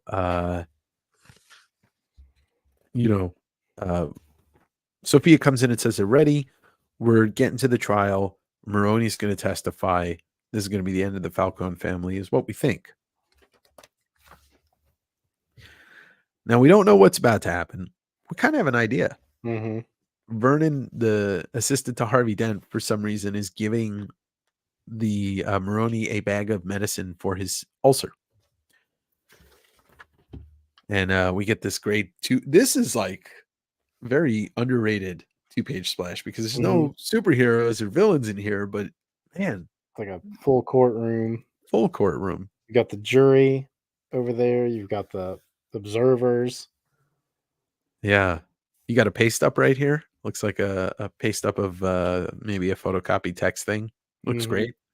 Looks really great. The judge, yeah, everything's going on. He signed this splash too.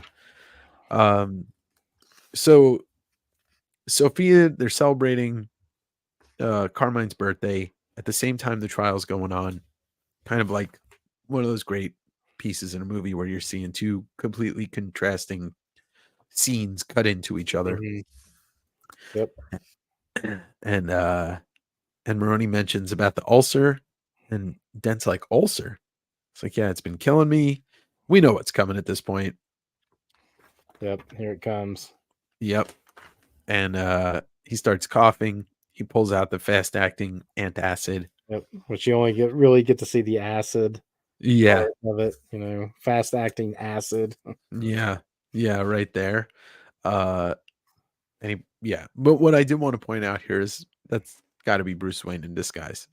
I mean, it's obvious to us. Oh yeah, that guy. Yeah. Yeah. And so we get the acid in the face as Carmine is blowing out the candles because he got his wish. And there we go. We have the clear birth of Two-Face right here. And this is a very effective page. You feel the pain. You see the eye. You got the color split down the middle. And we know who's who's birthed from that. Yep. And Bruce is saying, I will never forget the sound of his screaming. They don't even they just skip right ahead. The hospital and Harvey escaped, but not before killing the doctor. And Gilda's white as a sheet. I mean, she's absolutely horrified. And we go black and white to the coroner's office, and it's Falcone's sister looking through the files of all the people that Holiday killed. Kind of reminds us of how many people he killed, and she gets shot in the coroner's office after the killer killed the coroner. So pretty quick issue. Yep. But a good one. I mean, you get the. I mean, well, we're getting the pace, and the pace is quickening. On the story, because we're getting towards the end, and here we are in chapter 12, which is Labor Day, and we know who this is. This is a great opening splash page. Yeah, the bandages, even his teeth have been rotted by the acid. And look who he's talking to. He's having a conversation with somebody that says one thing. That's all. Back with Solomon Grundy. Yeah, I will say this. I thought this was pretty interesting for those of you who have read Hush. It's kind of like Loeb doing a precursor to what Hush would be, because when we meet Hush, this is what he looks like. Yeah. So I thought that was pretty interesting. But yeah, the Grundy is such a great character. I would love to know if there are any should take a look and see if there are any really good Grundy stories out there. So he's hanging out in the sewers with Grundy. I know some time has passed, right? They've got a full month has passed. Harvey has been missing for a month. And obviously he's been keeping underground. And what he does, he finishes the Solomon Grundy rhyme to Grundy, and it kind of just makes Grundy kind of back off, which is pretty interesting. It's how you tame the beast. So we got a double life, and Gordon and Batman. Well, Batman's just listening. Gordon's talking, and it kind of they figure out that they think that Harvey Dent is the Holiday killer. Been Holiday the whole time. Yeah. And they think Batman's known. How long? Yeah, and Batman can't even speak, which is he just doesn't want to. Because he considered Harvey a friend along with Jim. And he says, I don't believe that the man who stood on this roof, who made a promise, a bond, would cross the line. I won't believe it. And this is, another piece of Dark Knight, that Nolan kind of used are from this book, are things on the rooftop that get said in this occurrence. So just kind of a testament to how influential this book really is. All right, so Josh said best Grundy stories were in the Justice League animated series with Hawkgirl. Oh, well, that's good to know. I will have to check those out. I never watched the Justice League animated series, although I heard it was fantastic. Yeah, I've just watched some, but where I've probably seen every episode of the Batman animated series. Right. I probably only have seen like the first season and then a handful of episodes of the Justice League show. Mm. I liked Um, it. By that time, I was just the time to it's a lot of invest time. into it. Yeah. I have heard though it's fantastic. Yeah. So we get them talking about it a little bit more, and basically, and Gordon says, "Find Harvey. You know what needs to be done." As he's standing in the shadow of Batman, who casts a 42-foot shadow. And so we get Carmine. This is a very, I feel like this is like a little homage here to year one right here. Just this image feels Yeah. very The year one-ish. like the cover, the one what part is that? The cover with Batman in that pose. I think that's two. It's either two or four. Can't remember. Damn it. um, so he's asking Falcone where Dent is, and said that maniac killed my sister, my nephew, and my son. And I love this page is so fantastic. Falcone's, he does that trope where he says the title of the book. Mhm. What my people call this past year, the Long Yeah. Halloween. I love that. That's a great way to work in the title because that makes sense. You couldn't say that until a year has passed. Yeah, yeah, when you're getting there to the end, because it's like it started on Halloween and that's what it's been. Yeah. So he's pissed because everybody's been killed and Batman's done nothing to stop him. And just before he puts that finger right in Batman's face, Batman takes his hand and throws him literally 12 feet across the floor. What's up, Johnny? And so Sophia comes in and he says, don't bother shooting him. Don't bother shooting him. Or maybe she didn't even see the Batman, but she's trying to figure out what happened. And he's like, nothing. I just stumbled in. And look who's watching the Batman. Once There she again. is. Yeah. And she's like, do you ever say hello? I love it. Yeah, because he's just like, why?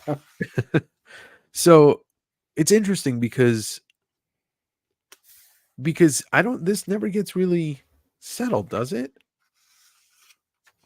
So he wants to know why she's been following him every time he confronts Falcone, and she's like, "You're hurting me." So he lets her go, and he says maybe it's because the Roman treats the world like a ball of yarn, and you know how much cats like to unravel a ball of yarn. Maybe because whenever he's around, you're around. Maybe it's none of your damn business. And if somebody in the chat remembers, this does get like this story gets developed and unraveled in some other book, and I can't remember what it is. I don't remember if it's Dark Victory or if it's the Catwoman miniseries that Loeb and Sale did, but I think it's that. I think it's that series that it gets unraveled in. So we go to the Dent household. We get this panel of Batman just in the basement, brooding like he does. And he tells Gilda, why we have to find him, don't you? We found a gun. It was a 22. It was one of the ones with the serial numbers filed off. And she just basically looks up at him doe-eyed and says, find my Harvey. And this is another great one. This is a great scene right here Hmm. where Batman goes back to Arkham and he's looking at the two-way glass. And then all of a sudden, boom, the light's on. And it's Calendar Man again. And he says, we know it's Dent. We don't know where he is. If you can help him. I still don't understand why they think somebody that's trapped in an insane asylum, locked up, is going to know how to find somebody that's on the outside. It's kind of like the whole like Hannibal Lecter, Yeah. like go talk to the psychopath that is into the same stuff to just try to get in the mindset of the one you're trying to catch. Yeah. Yeah. Yep. I guess it is the trope that they're using, which does work. So we get Maroni and they're going to transfer him. Another piece of this was like very much used in Dark Knight. Instead of transferring Maroni, they transfer Harvey. Yeah. And so they're moving him. And it's kind of like a dead giveaway to the reader. It's Gordon and there's a guard who's, Heavily armored. 6'6", yeah, heavily armored. and they're transferring him to an underground tunnel, and Maroney gets shot a couple of times, and we see the holiday killer and whoever this mysterious guard is lunge forward, get shot a couple times, and Gordon grabs a flashlight to aim it up, and we see Alberto Falcone is the holiday killer. I love this. Loeb, Sal, Jeph. Yeah. And we come to the final chapter, right? This is the final chapter. 13 issues. 13 issues. Yep. It's the 13th issue. Yes, because we get to 2 Halloween. Yeah. Yeah. The pumpkin from the first issue is now decayed and full of worms. And it's split in half, so it's Two-Face. It's Two-Face, exactly. And it's the bat symbol. Yep. Which it was in the first one had Catwoman, had the cat around it too. Yeah, so there we go. All right, so Alberto Falcone says he's Holiday, and we are inclined to believe it because he was supposed to be dead. And I do love another great 2-page, like split quarter splash or whatever. I don't even know what to call it, but yeah, it's just kind of like the double page layout, I guess. Yeah. This image of Batman though is pretty intense. Yeah, because we don't. It's got like Dark Knight Returns kind of vibes to it. Yeah. Seriously, friends, if you've never read this before and you don't own this, you got it. It's like it's worth. Yeah.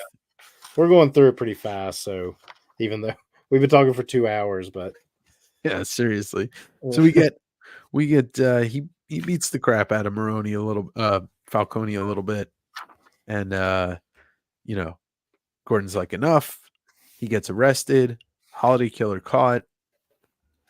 He's in jail. Carmine comes to visit him, and he says all the clues were there. Why couldn't we stop him sooner? And Batman laments. He says, I suspect Harvey Dent. I blame myself. I suspected Harvey Dent, the district attorney, my friend. Batman broke both of his arms, by the way. Yeah, I noticed that too. Yeah. Pretty gnarly, but hey, that's the Batman for you. He ain't going to kill you, but he'll put you in traction. So he says, the father's, Carmen's talking to his son. He's like, I don't need anything. He's like, I can get you out of here. You plead guilty to killing Maroney and only that, and I could fix that. And he says, only if you let this nonsense about Holiday go. And he says, nonsense. It's like, do you even, he starts getting into an argument with his dad because his dad's basically, never really paid attention to him. Definitely airing the childhood trauma. Yeah. And, he keeps yelling that he is Holiday. So we get to Gilda, and she's handing out candy for Halloween, which, she hasn't seen Harvey. And, it's nice of her to build up the courage to do the Halloween trick-or-treating, though. Yeah.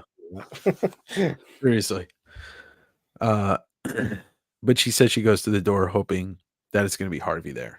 Yeah. Like, where is he? Is he even alive? And we transition over to Arkham. All of the inmates are gone. All the doors are open. All of the inmates have left the asylum except for one, Calendar. Yep. And we got Harvey flipping the coin. We still haven't seen what he looks like, but we know what's going on. Yeah, you can kind of see his suit as the 2 different colors there. Yeah, right down there. And he just says sorry and leaves. And Carmine's losing his shit. His son's defying him. His empire's gone. And we start to see what's going on. All the inmates are showing up at the Falcone residence. They're all dying one by one. Lights go out. Joker's gotten some of these people. Pamela Isley's gotten some of these people. He said, this is bad. This is very bad. And here we get possibly the greatest image that Tim Sale drew. Yep. I mean, this is a poster. Which does have is that the Penguin? Oh, yeah, there he is. He's right there. So he doesn't have an issue, but yeah, it's not, unless it's, no, it's not. Yeah. It's the Penguin, yeah. It's not the Mad Hatter. because he's Yeah. got like the monocle and like he's got like the Tim Burton kind of penguin hands. So Jeph Loeb owns this 2-page splash. Oh, he owns this page. Yeah. This was the I other guess one. if you're gonna be like, I want one of those, Tim. Seriously. So you got the Mad Hatter, Solomon, Two-Face, Joker, Penguin, Poison Ivy, Scarecrow, and Catwoman. And it's interesting that Catwoman joined up with Dent, but she's never completely been on the up and up. Yep. And so he says, Carmine says, "What is this?" And Two-Face says, "What needs to be done?" We get the first look at the eyes, and then the 2-page. Mm. I'd poop myself if I saw him in person. I wonder if that was on a page turn. Does the Probably. original have like ads in it? I don't know. We can look real quick.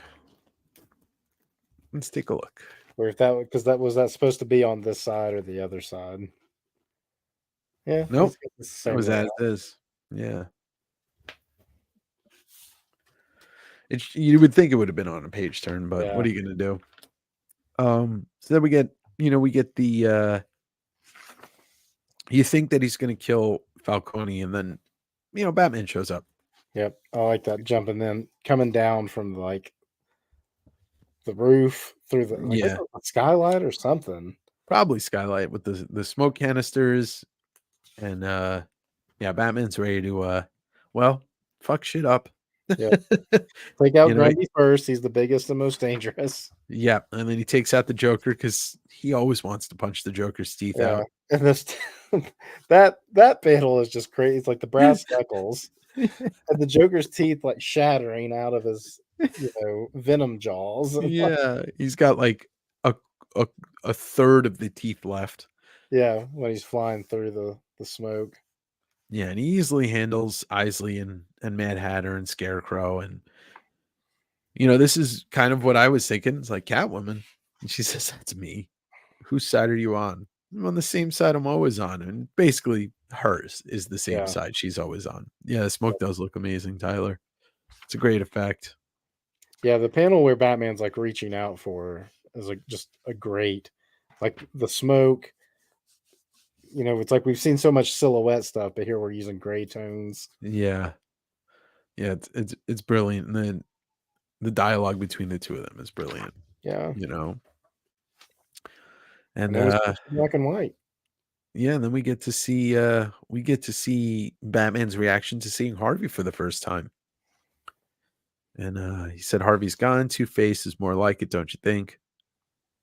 And he flips the coin, lands on the X. He puts a bunch of bullets in Falcone, and there we go. We got the end of the crime syndicate in Gotham, except she's still alive.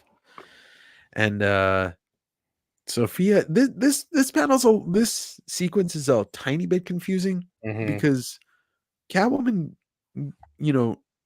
ties her up from behind. I guess Sophia backs towards the window, but then Catwoman's in the front. So I was a little confused by this. But we know we get what it's conveying on there. Yeah. Sophia goes down. That's the end of the Falcone family right there. And First, scars are just like her dad. What'd you say? First, the face scars are just like dad. Yeah. Didn't even notice that. Good catch. And Batman reaches out once again, but this time it's to Harvey. And he says, you still believe in Gotham City, and he mentions Gilda, and he thinks he has Harvey for a second, but Two-Face is the one who's in control. Yeah. Tying up some this part I don't like. I didn't like how easily just like one hard hit and Batman's like knocked out. Yeah. Yeah. And then and then Two-Face just leaves. Like just leaves him there to like be unconscious. Yeah, it's very loose endy, it just it didn't work. And he, speaking of loose ends, we got Vernon gets his due justice with the coin toss. And honestly, you don't feel bad for Vernon because Vernon's the reason why the acid ended up in his face anyway. Yep. Batman. But it is a good shot of Batman again there. Yeah, great shot. He's angry. We call that plot armor. That's right. There you go, Tyler. The roof of the police station, and Harvey's done. You know, he said he did what needed to be done. He killed twice tonight, which I like how twice is bold because it kind of comes into play when you try and figure out the end. And he says, I did what needed to be done for now.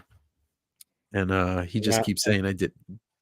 Great lettering there too, where the word bubble up top is Harvey speaking. Yeah. And the for now is Two-Face speaking. Yeah, you're right. It was a good catch on that too. And then, yeah, so Two-Face is talking with this word bubble and Harvey talks with the other. You know, like here, the Roman is dead and I killed him. The long Halloween is over. And, you know, Batman trying to offer Two-Face help. And he says, you're the one that's going to need the help. And Harvey, you betrayed everything you believe in. And he said, not everything. And he gives himself up. But this is where you really start to think, you know, this is the beginning of the end. And it's like, we'll see how the Law and Order handle Harvey Dent. 1 second. You both know, don't you? There were 2 holiday killers. And Gordon's like, what? And in the post arrest, you know, Gordon and Batman are talking about it. And Harvey's so obsessed with the number 2, but we'll never know for sure. Alberto confessed to all the killings. Tonight was Halloween. Harvey killed the Roman with a 22, the last holiday murder. In the end, Harvey Dent was holiday too. Yeah. I do love that panel up top with you know, half the bat symbol, and you know, Batman's just lamenting over the city, brooding. Jim comes home to his family, and you know, he says, I believe in Gotham City. Batman's thinking, I believe in Batman, with this great 2-page spread. Yeah, that's an awesome spread. Yeah. And then this one, you know, conveys the loneliness that he's really feeling when he's Harvey, that he misses Gilda. And so we go to Gilda. And this is where the story takes its final twist. Yep. Because we have Gilda with boxes. She's monologuing to herself. She said, Harvey, I did what needed to be done. Do you remember we promised we'd finally have time together when you didn't have so much work to do? And she starts burning stuff. And she says, I read your case files, serial numbers, the baby bottle, all that stuff. And so she thought I thought if I did that, Batman would think it was somebody extraordinary and not me. And not me, she says it again. She's burning the gun, the coat. She's fessing up to killing. Yep. Committing the first murders. And so up to a point. Up to a point, right? Let them think it was Alberto. You know.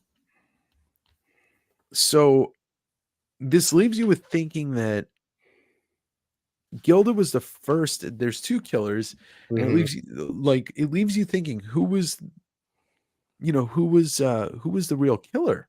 Yeah, because she says it to a point. So what?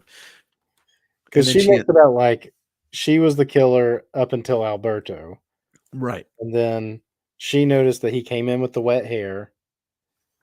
And that she's saying that like Harvey did pick up where she left off. Yeah. And that Alberto didn't do any of it really, but he was taking the credit almost for the notoriety. I think that it was Alberto after her, because the reason why I was thinking that is because if he didn't die, then why would they kill the coroner?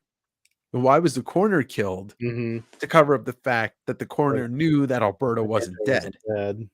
Yep. So I think there's technically 3 holiday killers, with her being the first, Alberto being the second, and then finally it's Two-Face. And then with Two-Face. Yeah. Well, and that makes sense. The only thing I don't like about that, like I remember reading this the first time I read it, and it got to this part with her fessing up to it, and just mind being blown. Like, holy crap, Harvey's wife was doing it the whole time. Yeah. Then when I'm looking through, and it's like some of the stuff doesn't add up about her being the killer in the first ones because she's, wounded by that explosion in the very first issue. Yeah. Which was after the first murder, but that would still imply that she did the second one, the Thanksgiving one, where Sure. she's in the hospital at that Yeah. point. Right. Johnny Vitti was the first. You're right. She doesn't confess to being the first, but I guess she's implying it. Like maybe the Yeah. first was Alberto, but yeah, it's interesting because like this is a real kind of feels like a detective story. Like you're not completely certain who does what, and it leaves you wanting or going back and reading it. It's kind of the perfect reason to go back and read it is to try and search for clues and try and figure out, if it all really does add up. But Well, man, she says, "I left the hospital while you slept." She does or say that, yeah, she does. but it's But like if she was that hurt, how was I don't know. It just seems kind of weird to be like you left the hospital like you were hurt enough to be in the hospital, but somehow you were able to leave the hospital, go murder somebody, get back to the hospital, and get back in your hospital bed before your husband woke up in a I will hospital. I will say this. Harvey kind of proved that you could do that because he killed the doctor when he was in the hospital and left. Yeah, So, but yeah, it's a little weak in that aspect, but either way, I mean, this is top 3 greatest Batman stories of yeah, all yeah. time. I'm not trying to knock it down from being a Oh, of great, course. and it's definitely a good one that like if you were like, hey, what's a good I've never read Batman. I only know Batman from the movies and the cartoon or whatever. What's a good Batman story to read? This is definitely one I would be like, this is a good self-contained Batman story. Like Yes. jump into this one. You'll read it from beginning to end and feel very satisfied.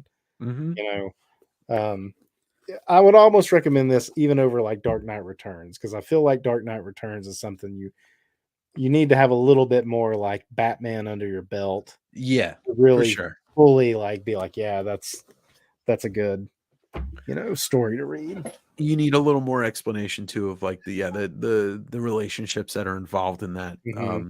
But I mean, this year one, Dark Knight, Killing Joke, Hush. Those are Yeah. those are 5 of the best. Yeah, for sure. That are just like nice self-contained stories that usually involve like a good bit of detective work Yeah.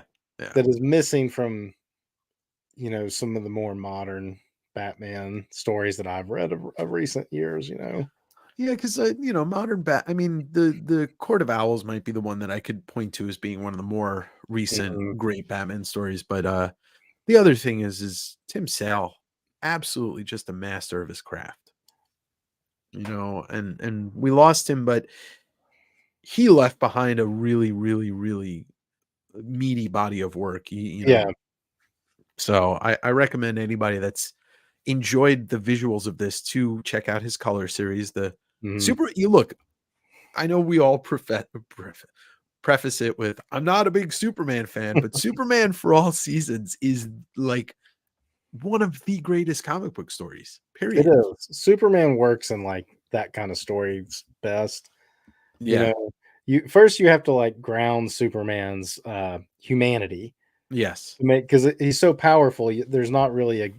It's hard to make something like physically challenging for him. You've got to ground the humanity of Superman, and that book does it so well. Oh yeah. With the narration from the 4 Mhm. characters and the perspective. Yeah. It's just something great about it. But next year I think for Halloween, maybe we'll do the Crow. Maybe we'll do the Crow. Yeah. What are the other 2?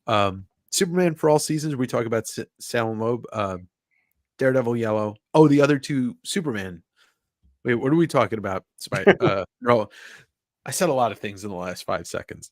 The other So, two, I think because you said this was the top 3 Batman book. top 3, personally for me, I would say Killing Joke, is up there, and, man, that's tough. For me, my 3rd favorite is the Doug Mensch, Kelly Jones, Batman Dracula, trilogy. Red Rain, Crimson Mist, and Bloodstorm. It's Elseworlds, and it's just the plot of it is Batman versus Dracula. Well, I won't go into it because the way the story progresses, it would be, I would feel bad spoiling the rest of the plot. But uh, that's definitely in my top 3. Dark Knight, obviously, year 1, like I said. Yeah, I prefer year one, and then this probably. Yeah. Dark Knight would probably be 3. I mean, but they're also like close. It's like, hmm Gotham by Gaslight's also fantastic. yeah, for an Elseworld story, you got the Mike Mignola art, and can't really go wrong with that. And it was the first Elseworlds book. Yeah, it didn't even have the Elseworlds branding on it Yeah, originally yeah. until like later when they reprinted it. But Even I would recommend Mad Love's a great story. There's the thing about Batman is there's so many versions of this character that you can read. Uh, you know, you Batman can Black and White yeah, series. Black and White's I fantastic mean, also. it's an anthology, but like it's just great to look at.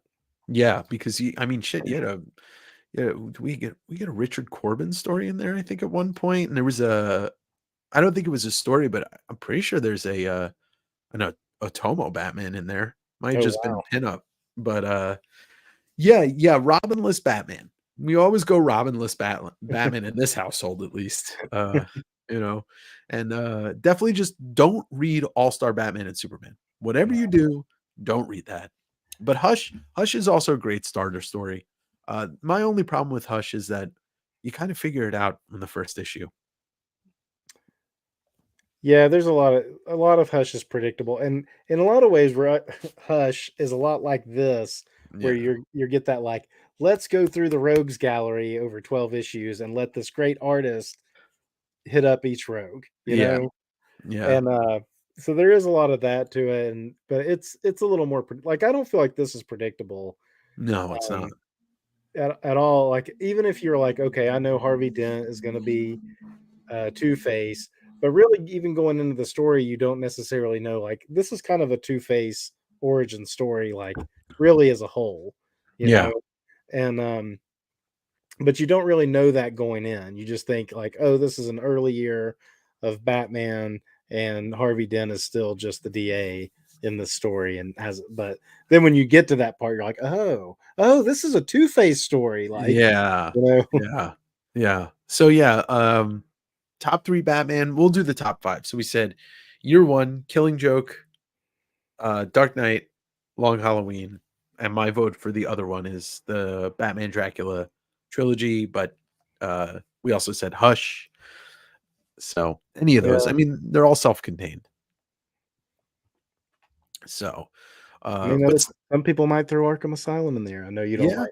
You're not a I big don't like Grant Morrison fan. I don't like Grant Morrison, but I can forgive that because it's Dave McKean. So Yeah. it's a beautiful book. Snyder's run on Batman was fantastic. And people talk about I haven't read enough of the Marshall Rogers run, but the artwork is amazing. Like Marshall Rogers is a fantastic artist. And then Neil Adams, reading that the some of the Neil Adams stuff, including I just read the Ra's al Ghul, like the best Mhm, part of the storyline. It's fun. It's just there's pieces of it that you're just like, the Denny O'Neill's storytelling chops were great. They're just not as good as Neil Adams's art. mhm. So, but yeah, this book though, you can't go wrong with it. You can't. Uh, would love to talk to Jeph Loeb at some point because I do really like a lot of his storytelling. Uh, even though I haven't read all of it, but Yeah, I like him in the stuff with when he's paired with like a top-notch artist like this.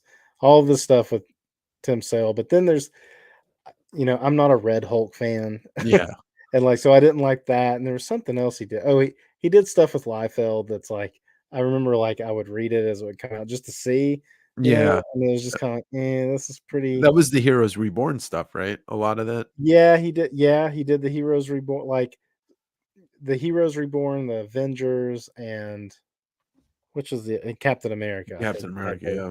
he had those two. But then he also like after so Liefeld kind of got kicked off of Heroes Reborn halfway Yep. through, and he took that stuff and was able to get the rights to Fighting American. And so That's he basically right. like continued what he was going to do in Fighting American with Jeph Loeb, and it's just kind of meh. Like, Yeah, but when when you're a creator that a writer that's written so much stuff, yeah, you're gonna have some stuff that just kind of falls flat. right. But he But yeah, definitely lands with Tim Sale. Tim oh Sale, he's the two of them on the works that they did together, which is quite a bit. You yeah, know, there was um, really good amount of it. all of it's just like really, really good. Yeah, So and people talk about the stuff he did with McGinnis on Batman, Superman, Batman. People like that a lot too. But yeah, I never I read any read of it. some of it. I don't know how far. I know I read that first, like I think it was called Enemy of the State Yeah, storyline. I did read that, like as it came out monthly, but I don't really remember much about it. sure. So, but I do remember being like, "This is okay," but I also like bought too much stuff at the time, so it was something that didn't make the cut after that initial Yeah. storyline. So, But coming back to this is always great, and I appreciate you joining me tonight for this. mhm. Um, Yeah, I was excited when you asked. I was like, "Oh, good! I've been reading that the last year. I'm ready for it." Yeah. Yeah, yeah. And once again, if you're not following Daryl, you can find the link to his YouTube channel down below. I just recently did a team up with you to go through Spawn 9, which is the most expensive comic book ever made, and we had a great time doing that. I hope we could team up on something else again in the future where we won't go for 53 minutes. We went longer. I chopped it down to 53 That's minutes. right. That's right. And this one is gonna it'll stay in the book club playlist and the Sundave sit down playlist. But I think this is a great place to close it. And anything else you just want to close with this at all? No, it's on my recommendation list. Again, to anyone that's interested in it, definitely. Yeah, yeah, me too. And happy to anybody if they want to reach out to us for other recommendations on Batman books, you could find both me and Daryl, obviously on Instagram, same names, and nothing else. And if you haven't watched the Jim Rugg interview that I dropped this morning, I was really proud of it. I had a great chat with him. It's a little bit longer than the last one. It was like 98 minutes this chat with him, but he's a fun guy to talk to. I watched it. It was pretty good. Thanks. Thanks. It was just pretty good. No, just pretty good. It was All right. Wasn't Barbara Walters. No, but- it was. I can talk to you about it after, so we don't keep the Yeah. thing. It was Yeah. definitely good. Everybody go watch Dave's interview with Jim Rugg. It was great. Well, I appreciate everybody. I hope everybody has a happy and safe Halloween. Don't forget to watch The Crow tomorrow night because it's Devil's Night. Fire it up. Fire it up. And enjoy the rest of what's left of your weekend, everybody. Thanks for joining in. I will see you Wednesday. And thank you to Daryl. Awesome to have you here. Always awesome to talk comics with you. It was not the last time. Nope. And we'll let you all go with the little satanic ritual of the Sundave sit down theme. Ready.